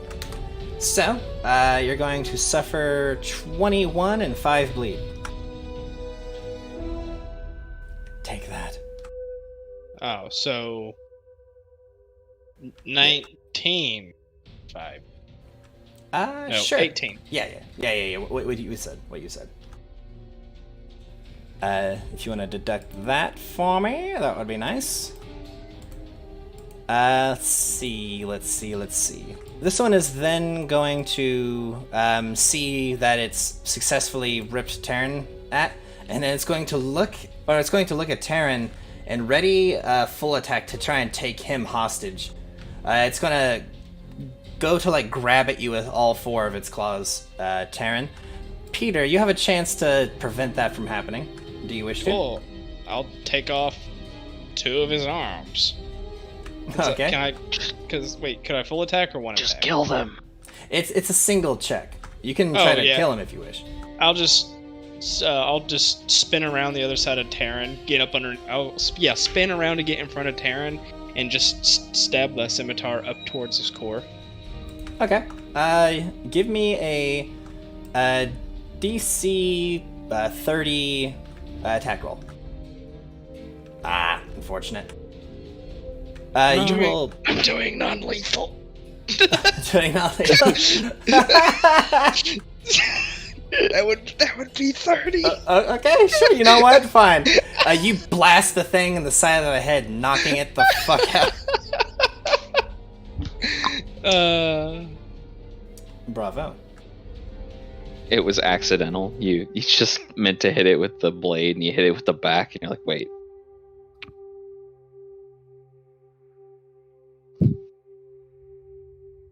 The Blessed Envisioner here, combat comes to an end, and the Envisioner is just stuck on its kind of back with 4 oozing stumps. What do you all wish to do? It's breathing heavy, and it's clearly not having a great day. You said it was typing at some sort of like controls there's a or something, terminal right? right there. What are there any words on the terminal? There are symbols on it, but it is fucking you have no idea what any of this shit says. All right. I'm gonna have the mono whip out, and I'm gonna have the gracefully drag across this thing's leg that it has remaining, ripping into its flesh, and be like, "So what's this garden?" The sizzling of its exposed flesh is made quite loud, and the smell of that irony tang in the air is being whipped up by it. The thing says, "Go ahead, girl. Do your worst. The Midnight Lord is my liege, as is the Iron God of Silvermount. There's nothing you can do that won't be nothing but pleasurable to me." Yeah, Sarah, I don't think torturing a chitin is gonna give us, us and I like reference to like Vaughn, Peter, and I, the results that we want. We could always just surgically remove its pain receptors. You have no idea what mine are, or even how many I have, girl. Yeah, that sounds tedious. Why don't we read it like a children's book? Something Thing wholesome. starts I to think that. stand up. Oh shit! You see I its hide behind arms Peter. starting to grow back. And apparently, dude. you don't know a single thing about our race, do you? And I don't care. I just want to know what this The garden one is. that fucking Peter knocked out stands up again. This one is going to die for Sarah, and this one is going to die for Isama. What do you all do? I tell you what. Oh, If one of y'all went to try and best that initiative, you can act. I'll try it. Scott, don't do it. You can't roll better than a 10. no! God damn it, Scott. I rolled a 2. I told you. You didn't listen. Is anyone else This is wanna what try? you get. I think someone else did the sure. chat. I would like to try, but I feel like I can't. I'll say that you can perform a very minor action because of your curse. I'll try. Well, you beat it, but you're a bit busy seeing it happen in your mind. So what do you wish to do? I try to just shove Isama the slightest bit out of the way, as much as I can. Yeah, I'll allow that. It grabs you instead. That's fine. Isama gets knocked down to the ground, throwing up one of her hands in a shocked moment. Vaughn! The chitin has Vaughn and wrapped like a fucking spider around its body, and its claws are digging into his flesh very, very leisurely and very happily. And the thing says, "Throw down your weapons, or I'll throw down his head." I would like to act. Okay, what are you gonna do? Also, Vaughn, you take this damage. Oh.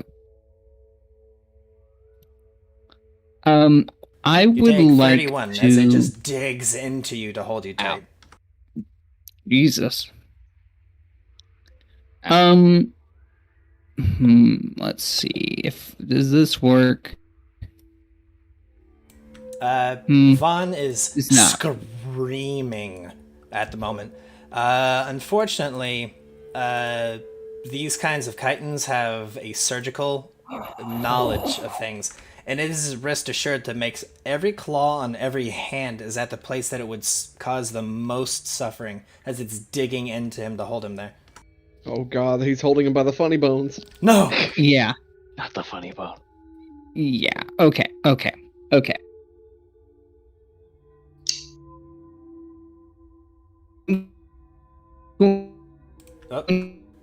Oh, we're losing you. We're losing you. Lieutenant. Oh, I think you're there.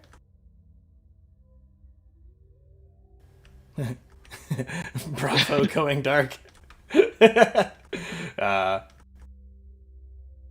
Hello, Kyle.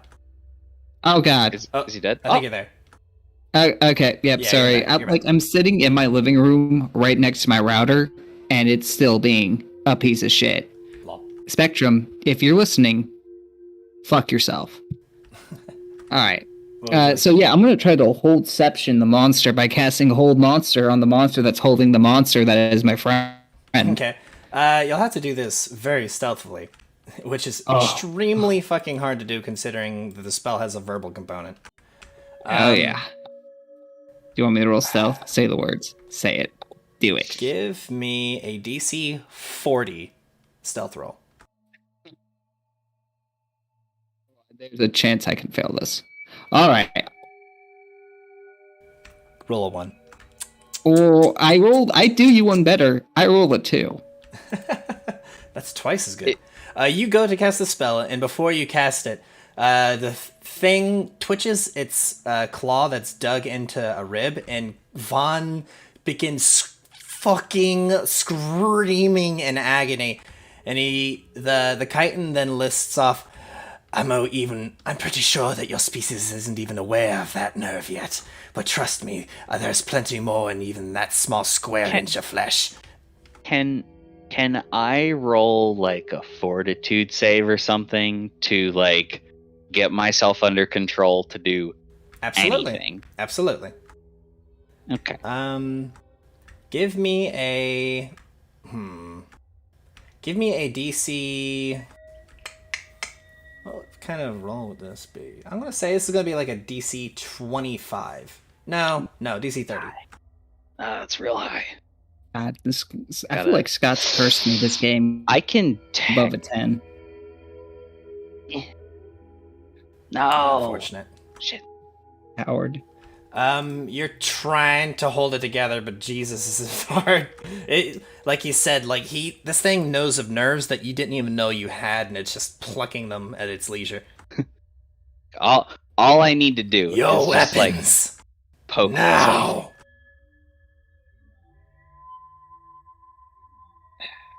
Fuck.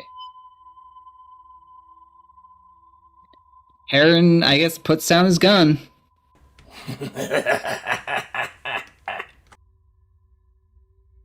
At What this a point, bitch. this chitin has its limbs grow back. If What a bitch. if the chitin holding me lets up at all, I want to attempt. As soon as everyone starts to throw their weapons down, it does let up. Can I act? Yes. I disappear. I erase myself from time. You just fucking vanish. The chitin. And then I charge in because I never threw down my weapon. Yeah, you're like in the behind me, process. slicing this one in half again. Like you dropped your weapon and then caught it before it hit the ground. Just turned back around at this guy, and they're both like, "Where did he go?" Yeah. Give me full attacks, the both of you.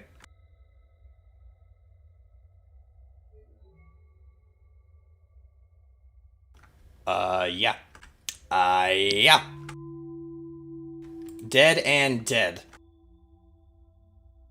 And then a few seconds later, Vaughn reappears. And it kinda, like, falls onto the 42 ground. seconds later.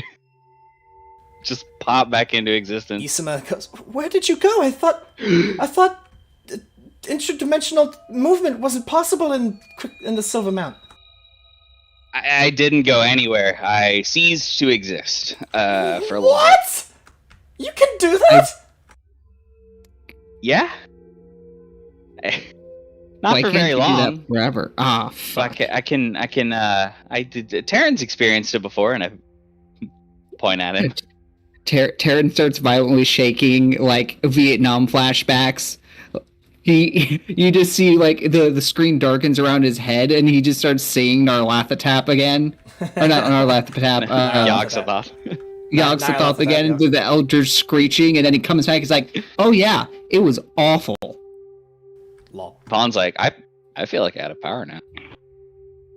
How could you sleep with the screens? I kind of hurt. Like that, he points at the like gash in his. He was like, "That hurts a lot, actually." Hang on. You've got like 12 cuts in your body. It has 4 hands with 3 claws each, so it just. I figured that one's like the deepest, though. He's like, Yeah. that hurts a lot, actually. Hang on. You see like, exposed rib bones. He wore himself into you. You just go ahead and... Why don't you just go ahead and heal that back up? Come on, Oracle. You do your healing. There you go. 21, and it's only 5. Yes. Okay, well. Well, heroes, what do you want to do? Putting Healy space goo into the wound. I pick up my gun. Ooh, that's nice. And I'm going to go check that computer console and see what I can do with it. You have no fucking clue how this thing works. Like, it's beyond technology. This is some insane, fucking shadow plane dark magic shit in the form of a Shadow computer. plane jutsu. Yeah. Okay. I turn it off and turn it back on again. You have no idea how to do that. Shit. I stuff it into my bag. No, I don't. I look to Sarah, I kick it, and I go, well, it's broken.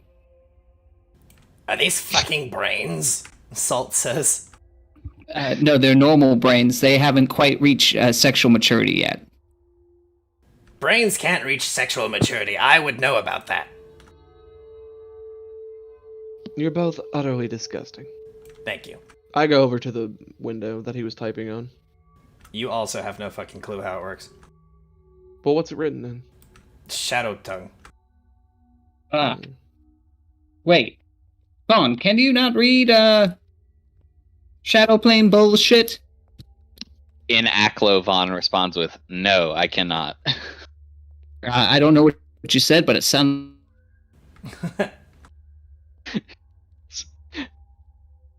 Aklo's the closest thing, but he's like, "Nope, like it's...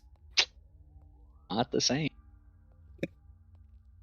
I don't speak Aklo, so Terrence is like... Vaughn, what's your linguistics? If I had to put it in terms of a number, 7. Assist me. Sure. Damn, it won't be enough. No, yeah, this Close, but it won't be enough. like it. Yeah, you just. I'll tell you right now, it's scripted that you can't use this. Because to Vaughn's just like, understand I have no that fucking language clue. is a DC 30. Yeah, unfortunately. So what about the brains? They said the sleepers and Dream Garden. the brains can't sleep. They can. What? Yours does it every day. No. Sometimes more, sometimes less. What? I don't know what the brains in here have to do with it. But is it possible that they were talking about the brainwashed androids out there? That is a theory Maybe. that I like. But they seemed cognitive of what was happening. They just didn't have the spine to do it. I wonder if there's a bunch of tanks with their spines in them. You know, metaphorically.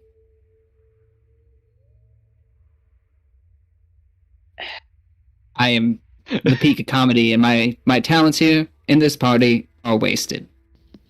I think No, these are a power no. source. Salt says, "I get it. I ain't laughing, but I get it." You don't waste garbage, you recycle it. Which is perfect, because, like I said, I think these are a power source. Do you think these are the power source, or the people out there are the power I source? think these are a power You will source. hear a ring, ring, ring, ring.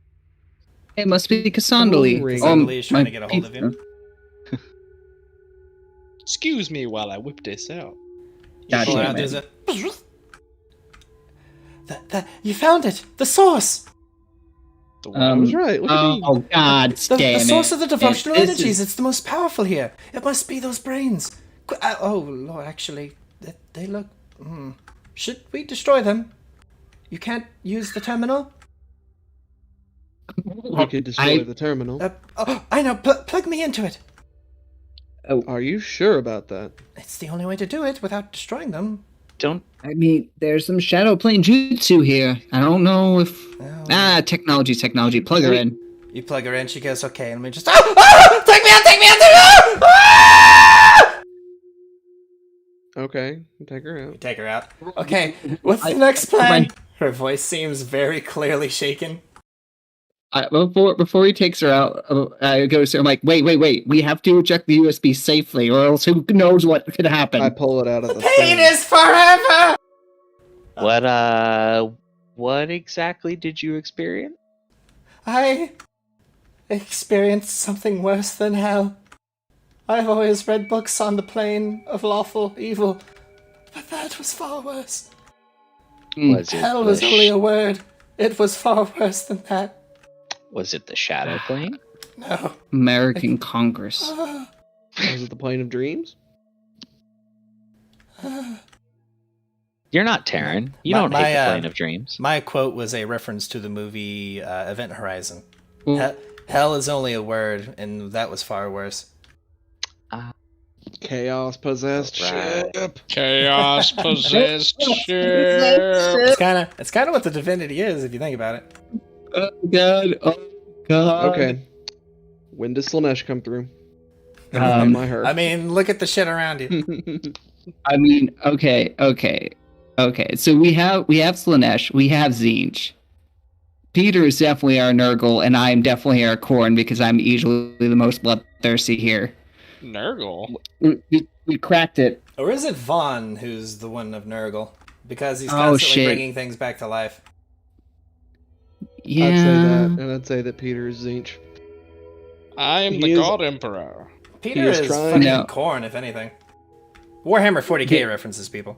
Isama is Khorne. Isama is our Also No, accurate. no. Also very accurate. You Terran is Zinch. Yeah. You and your fucking long con end game of a museum. His inability Okay. to Alright, shut his we're making fucking references mouth. that the viewers can't relate to for the most part. I'm sorry, we have to move on. Though I do like those references. So what are you all going to do here? We have to move along. Can we? Vaughn's Can I like, give can you a knowledge engineering on this terminal? plug it. Yes. Okay. Pull out the wand. Bibbity bobbity boop. Blap. Your use of the wand is refunded, and that fails. Okay. Fuck. So Terran shrugs and says, "Well, what about Plan B?" Just smash them! It would be a mercy! Says Cassandra Lee from his Oh, it's pocket. a mercy then? With pleasure. So I'll start tipping over jars. He like tinks his little knuckle against the like wall and says, but they're all like panos. Is there anything else like? Are there like buttons or lights or anything between the panels or? I mean, not really. Kinda, sorta, not really. So Are they suspended let's in see. fluid what or can- hooked up Yes. to hoses? They're suspended in fluid and have like tubes and shit connecting to them. They're What pierced can with dozens magic of coils of wire and such. Maybe we can Okay. get the Deacon back in here and ask him, Eh. since he seemed to sort of know what was going on here. Even Oh, though he definitely knows he's- what's going on here. Yeah, But he's not really a what would we call ally? He is definitely an antagonist. but And he I did feel- answer our questions, sort of. Because he's toying with us. If it comes down to something that's actually important, he'll probably steer us wrong, and hopefully to our deaths. He is what we Vaughn- like I to check out call the a glass. shipwreck. Is it glass? Is it crystallized Yeah. glossite? Is it it's glass. adamantine? It's glass. It's just glass. Yeah. I mean, it's thick glass, but it's glass. Vaughn Oh, listens to oh. Terran. Mm. Terran's And I don't mean like protest. I don't mean like a foot thick. I mean it's just a couple inches thick, but you know, pretty thick. But you know, it's not steel or anything. Vaughn listens to Terran's protest and then loudly goes, "Deacon Hope, can you hear me?" Oh, you dingleberry. There's no answer. He called him a Damn. dingleberry. I pull Called out. him a dingleberry. I pull out my Wabbajack. For those, Whatever you do, don't turn it into a chicken. I the Rod of Wonder. pull out my Wabbajack. Oh, my Wabbajack. are we?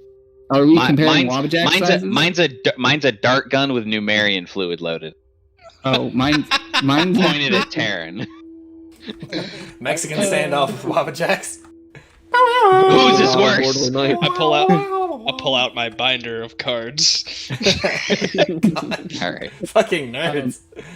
But if you pull out my Wabajack, and I'm going to attempt to shatter the glass because it's the only thing that I know that probably won't break that I own. Yeah, you actually pull out a thing, shatter. You can just give me a strength check. It's not hard. Actually, wait. Actually, it's not. no, It's that's a break. So CMB. CMB. DC 10. DC 10. All right. Ooh, act tough. You have to act tough for 10. I am a goddamn sorcerer.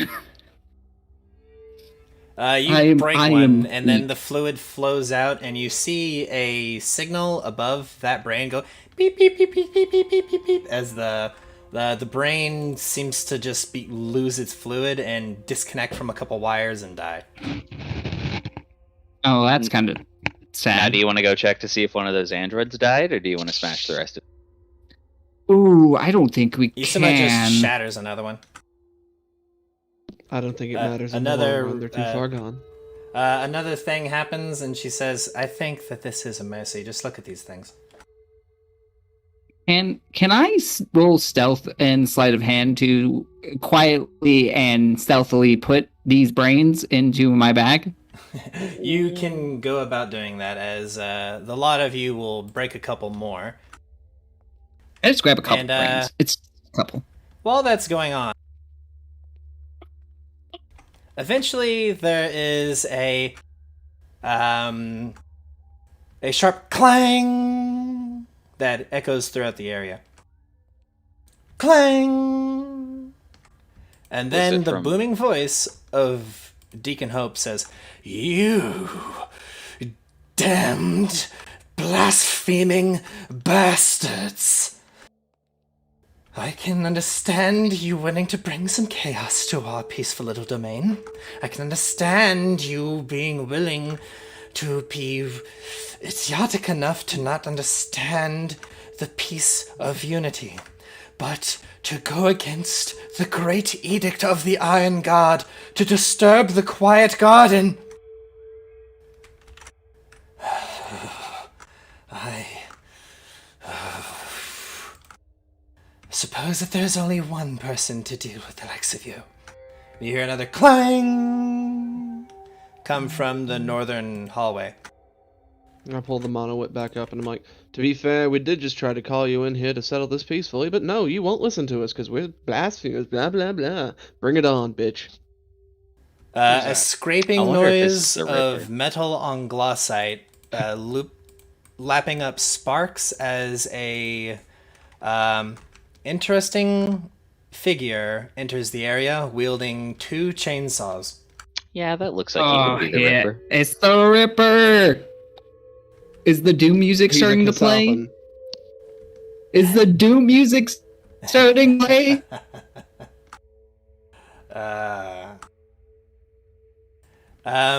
She says through a rebreather mask, "Well, of all the people that I have sliced apart and rendered to pieces, I never thought you would be one of them."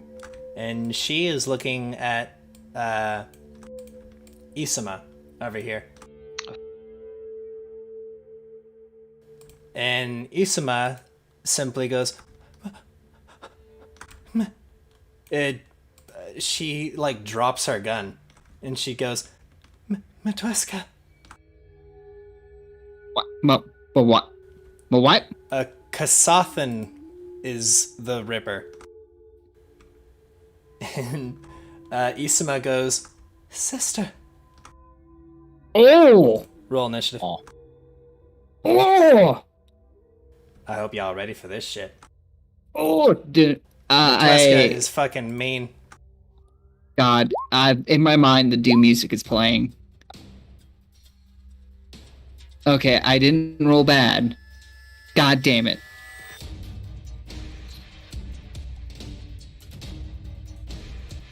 Let's see here.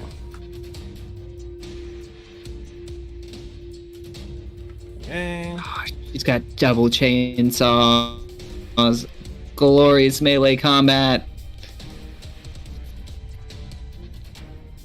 Who's not rolled it? Let's see. Peter. I rolled it. You didn't have your character selected. I did. It's highlighted right now. Well, however it happened, you didn't get added to the tracker. That's weird. There you go. Thank you. There we go. But it's 12. Boom. Oh no. You hate to see it. Oh, you hate to see it. There we go. Scary. 3 initiatives? Oh. She has 3 initiative. Ah, yeah! Boss fight! Boss fight! Boss fight! Alrighty. Oh, yeah, boss fight. Sure, the boss health meter shows up on the thing. Sarah, what do you wish to do? We traverse the fog. I pull out My gun? the +2 ominous scorpion whip, currently dual wielding. Then I spend 4 points from my arcane pool and make it dance. Very nice. Okay. Vaughn. The sound of revving engines and chainsaws then fills the area, and you've seen this, but you're unable to stop it. I can only hope that you can stop the rest of that. You're staggered. What do you do?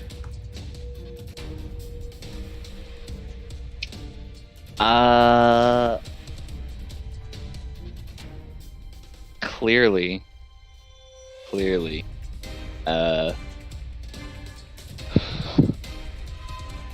Isuma's not happy about this and is in shock. And God, is she gonna try to protect her sister?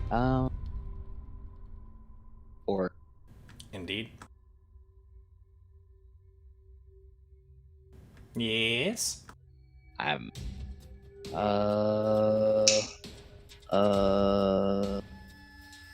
Swear.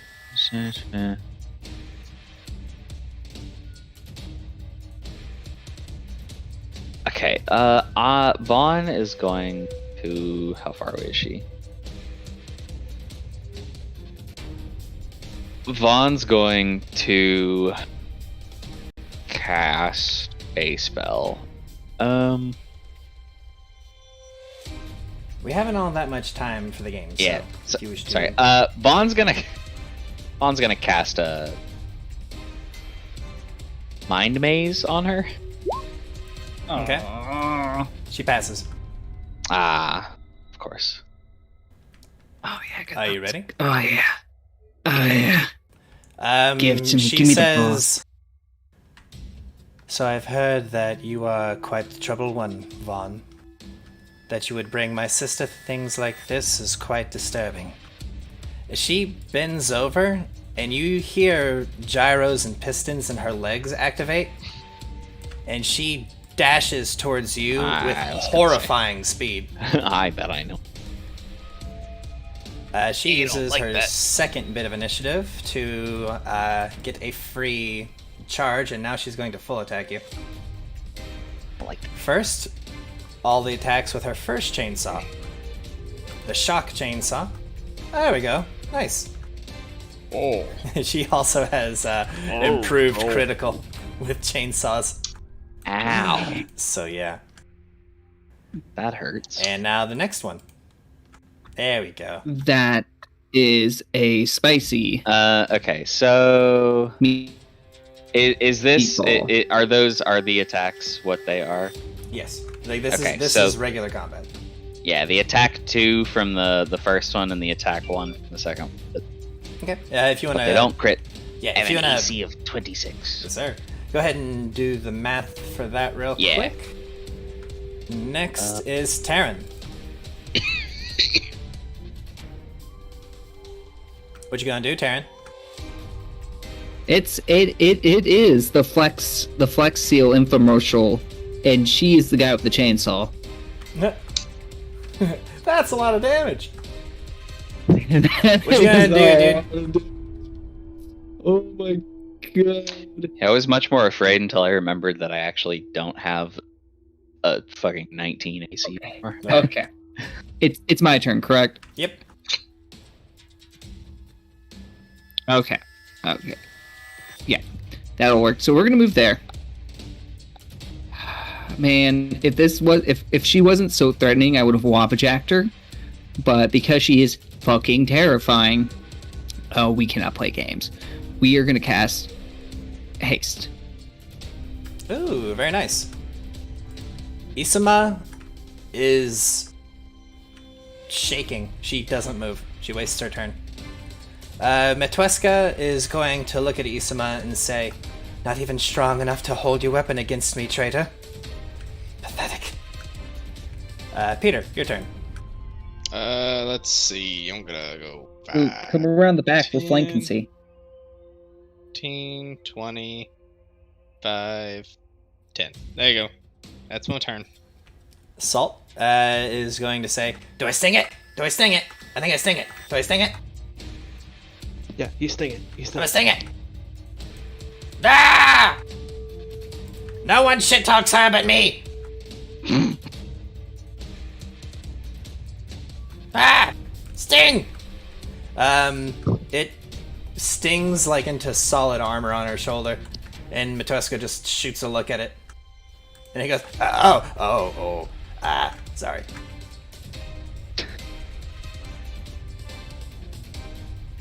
Then flies over here.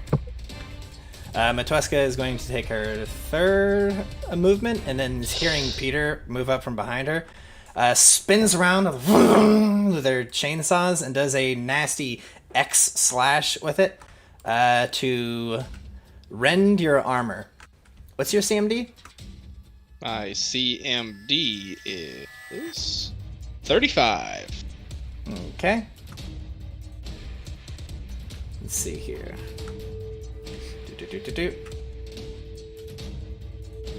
Damn. Had that have succeeded, you would have not had your armor bonus for 1d4 rounds. Ripperoni. Alas.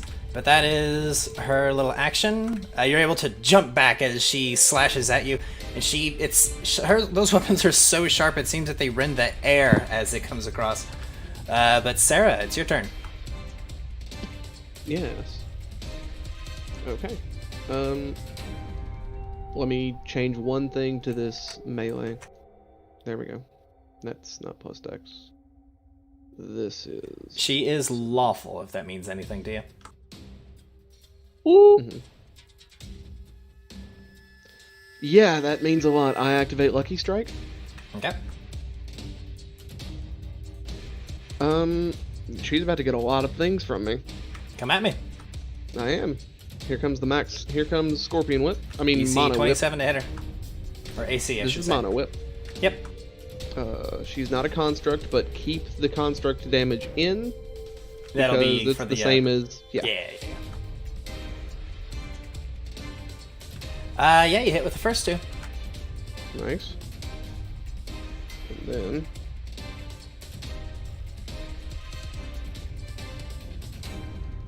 Ow. Well done. And then the Scorpion Whip also gets the full attack. Okay. They kind of like dance it. What's that? Is it Fantasia with all the animated brooms with Mickey Mouse? Is that it? Yep. Bum, bum, bum, Fantasia bum, bum, 2000. He starts whipping. Sorcerer's Apprentice? Sorcerer's Apprentice? Yeah, I think Yes. that's right. Or is that that shitty movie with yeah, Nicolas no, Cage? It's both. So the Sorcerer's Apprentice you're right. is both, as far as I'm. Now these are all Nice. normal. Those are not against touch, so... None of your attacks were against touch with her. Interesting. All right, That's Vaughn. thick. What are you gonna do?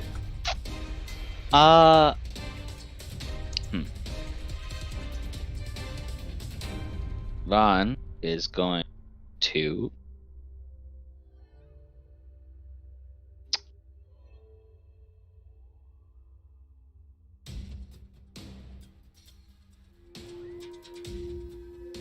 Vaughn's going to 5-foot step back away from her. Anything special happen, or can I? No. Okay, cool. It's gonna 5-foot step back from her.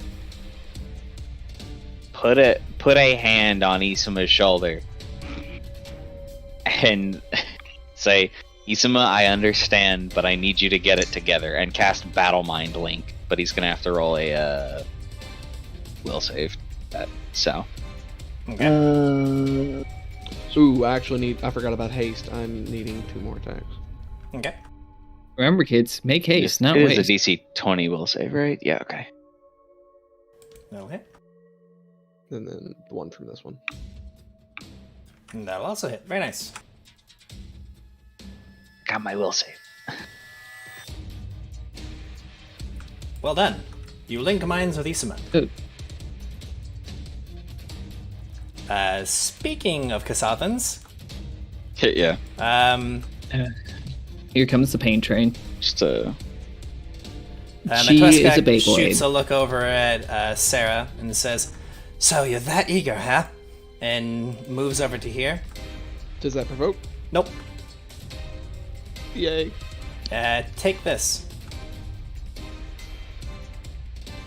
Ah, damn! I missed everything. Does she have pounce? She has a lot of weird buffs. She slices at me and I dodge by running up the wall. Yeah, you two are both extremely nimble fighters. Like, you're not wearing any armor, and yet you're as tanky as fucking Peter. So that just goes to show how hard you are to fight when it's not a fucking rocket launcher.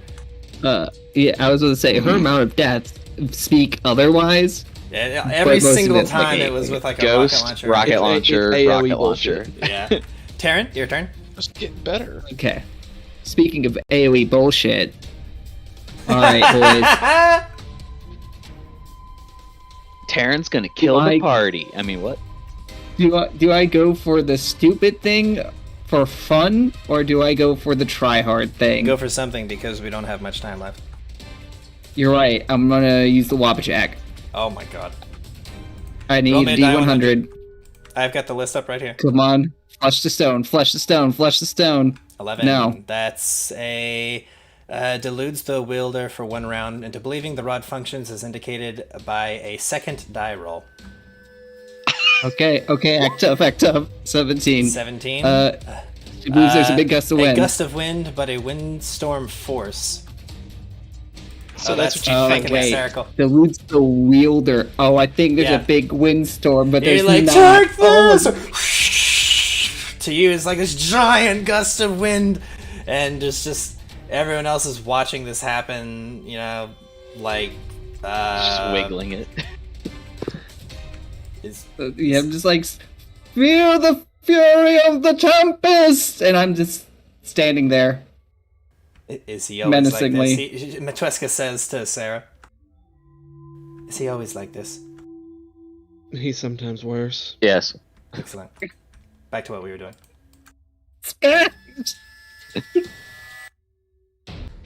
God, I love playing this stupid ass character. Pass. Well, Isama, Useless. Matueska looks at her and says, I am the last of your kin. They have killed all else. You must listen to me. Isama then says, the last of my people. And she kind of just looks around the party and then looks at her gun. She takes her gun in her hand, but doesn't do anything else. Matueska goes, useless! And is then going to destroy one of Sarah's whips.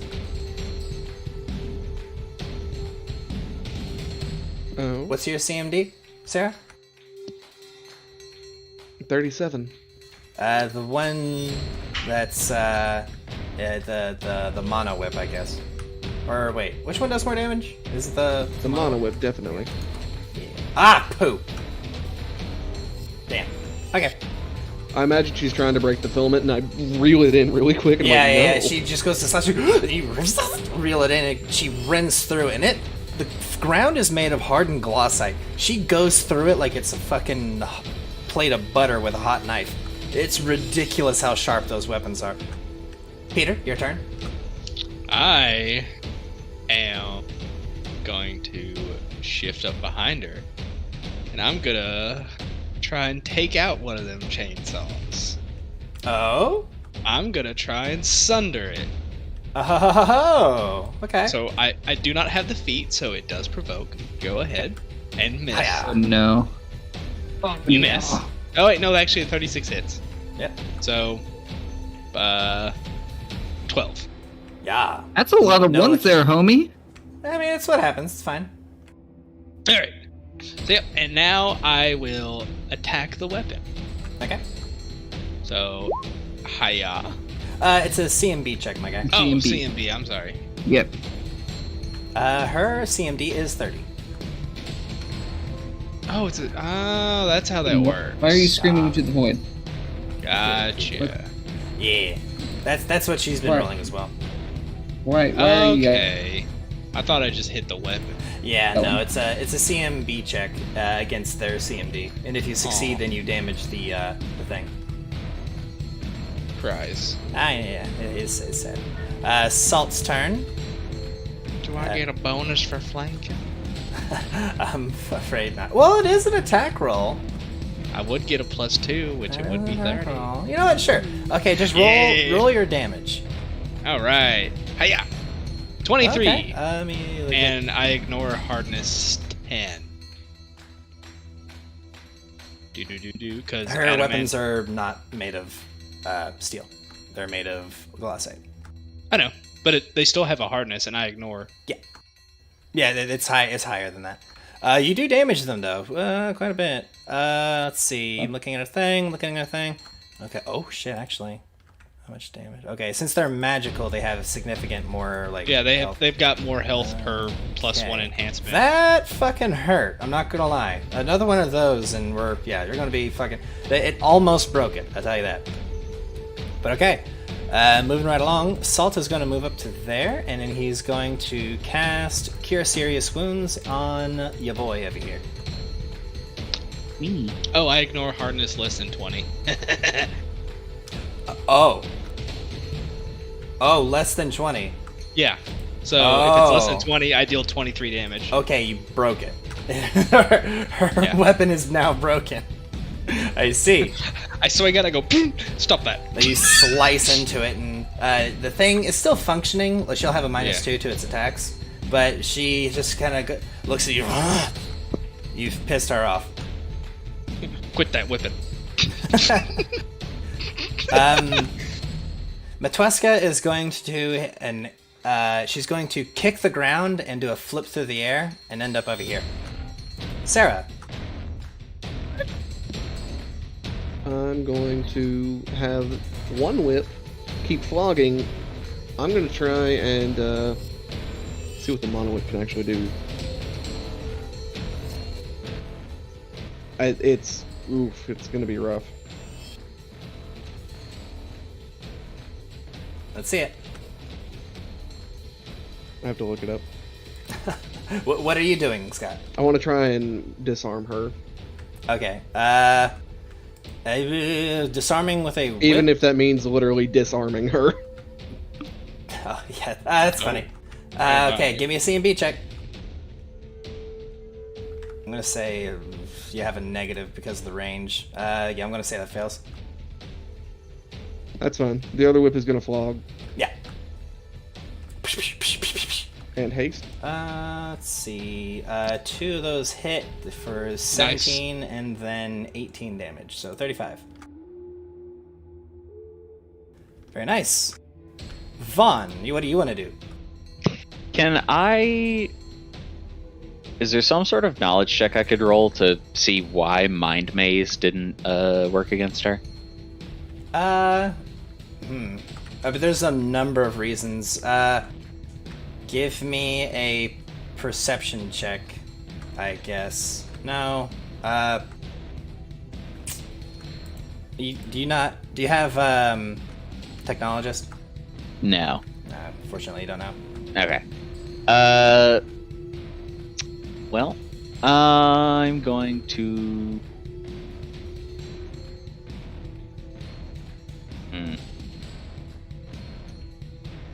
Feel like this might not work.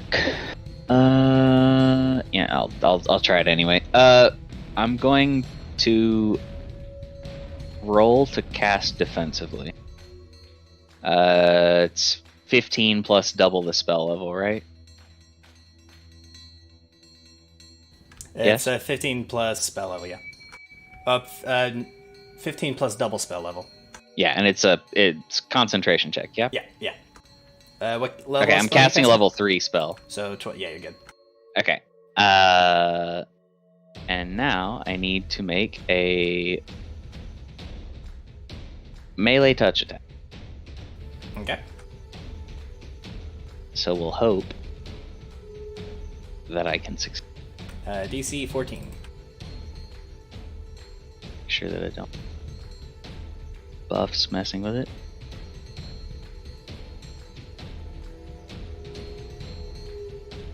Well, clicked it. Let's go, roll 20, let's go. Oh, there it goes. That'll succeed. Alright, I need a will save. I cast Bestow Curse on her. Oh, that will work. Okay, it will save. What is the curse? I'm choosing the -4 to everything. Ah. Damn. Da-da-dum. Yeah, you flow dark magics into Matweska, but she literally muscles her way out of it, and you see the magic shatter off of her like glass. She then will say, she points a chainsaw at Sarah and says, "I'll be done with you in a moment. Now I have to deal with this thing, the one thing between me and my family." That's you, Vaughn. Goodbye, Vaughn. I was gonna say, I was like, yeah, who? Damn, I missed those all everything. miss. Sad day. Okay, Taryn. Right. Seeing her try to murder my personal perception check, bot, I am going to end her entire career. Yeah? You casting Disintegrate? Oh,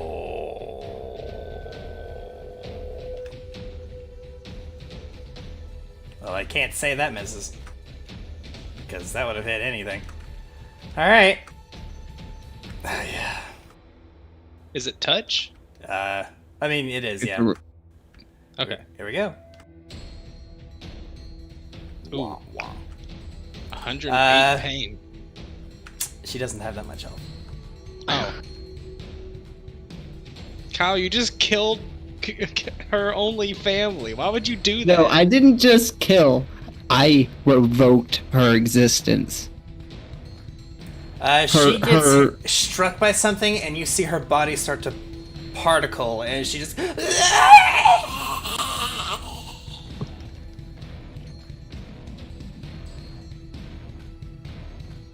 Just my hands. Combat And wipe. comes to an end. Oh boy, I can't wait to see the consequences of my actions when... You do, as you see me rounding a corner and I punch you square in the fucking jaw. What?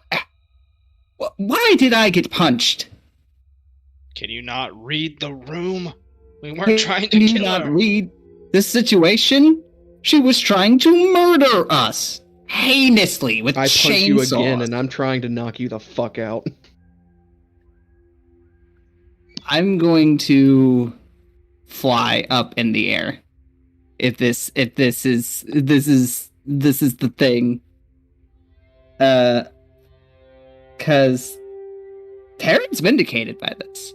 Oh, you put a little ash pellet there. Isama falls down to her knees and is just running her fingers through the pile of ash that is her sister.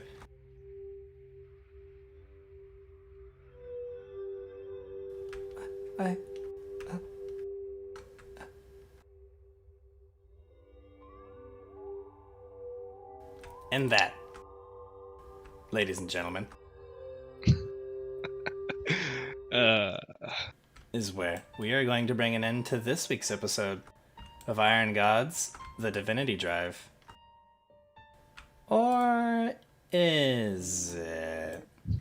Yeah. Goodbye, Scott. The camera pans over to a how to say a scene of Deacon Hope standing in a observatory area, standing alone, and the only lighting being one massive panel screen in front of him. And on said screen, we can only see the ever so familiar symbol, the holy symbol. Let me see if I can pop this up. The holy symbol of unity is the only thing taking up this entire screen. Deacon Hope says, my lord, you don't understand. They didn't fight fair. We didn't understand that they were capable of this. And Unity simply says, so, you failed again. But no, what is it? And you just hear him go, as he's just destroyed. Completely erased.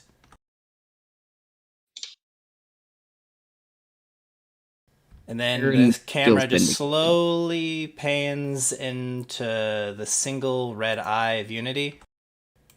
And that is where we're going to bring an end to this week's episode of Iron Gods.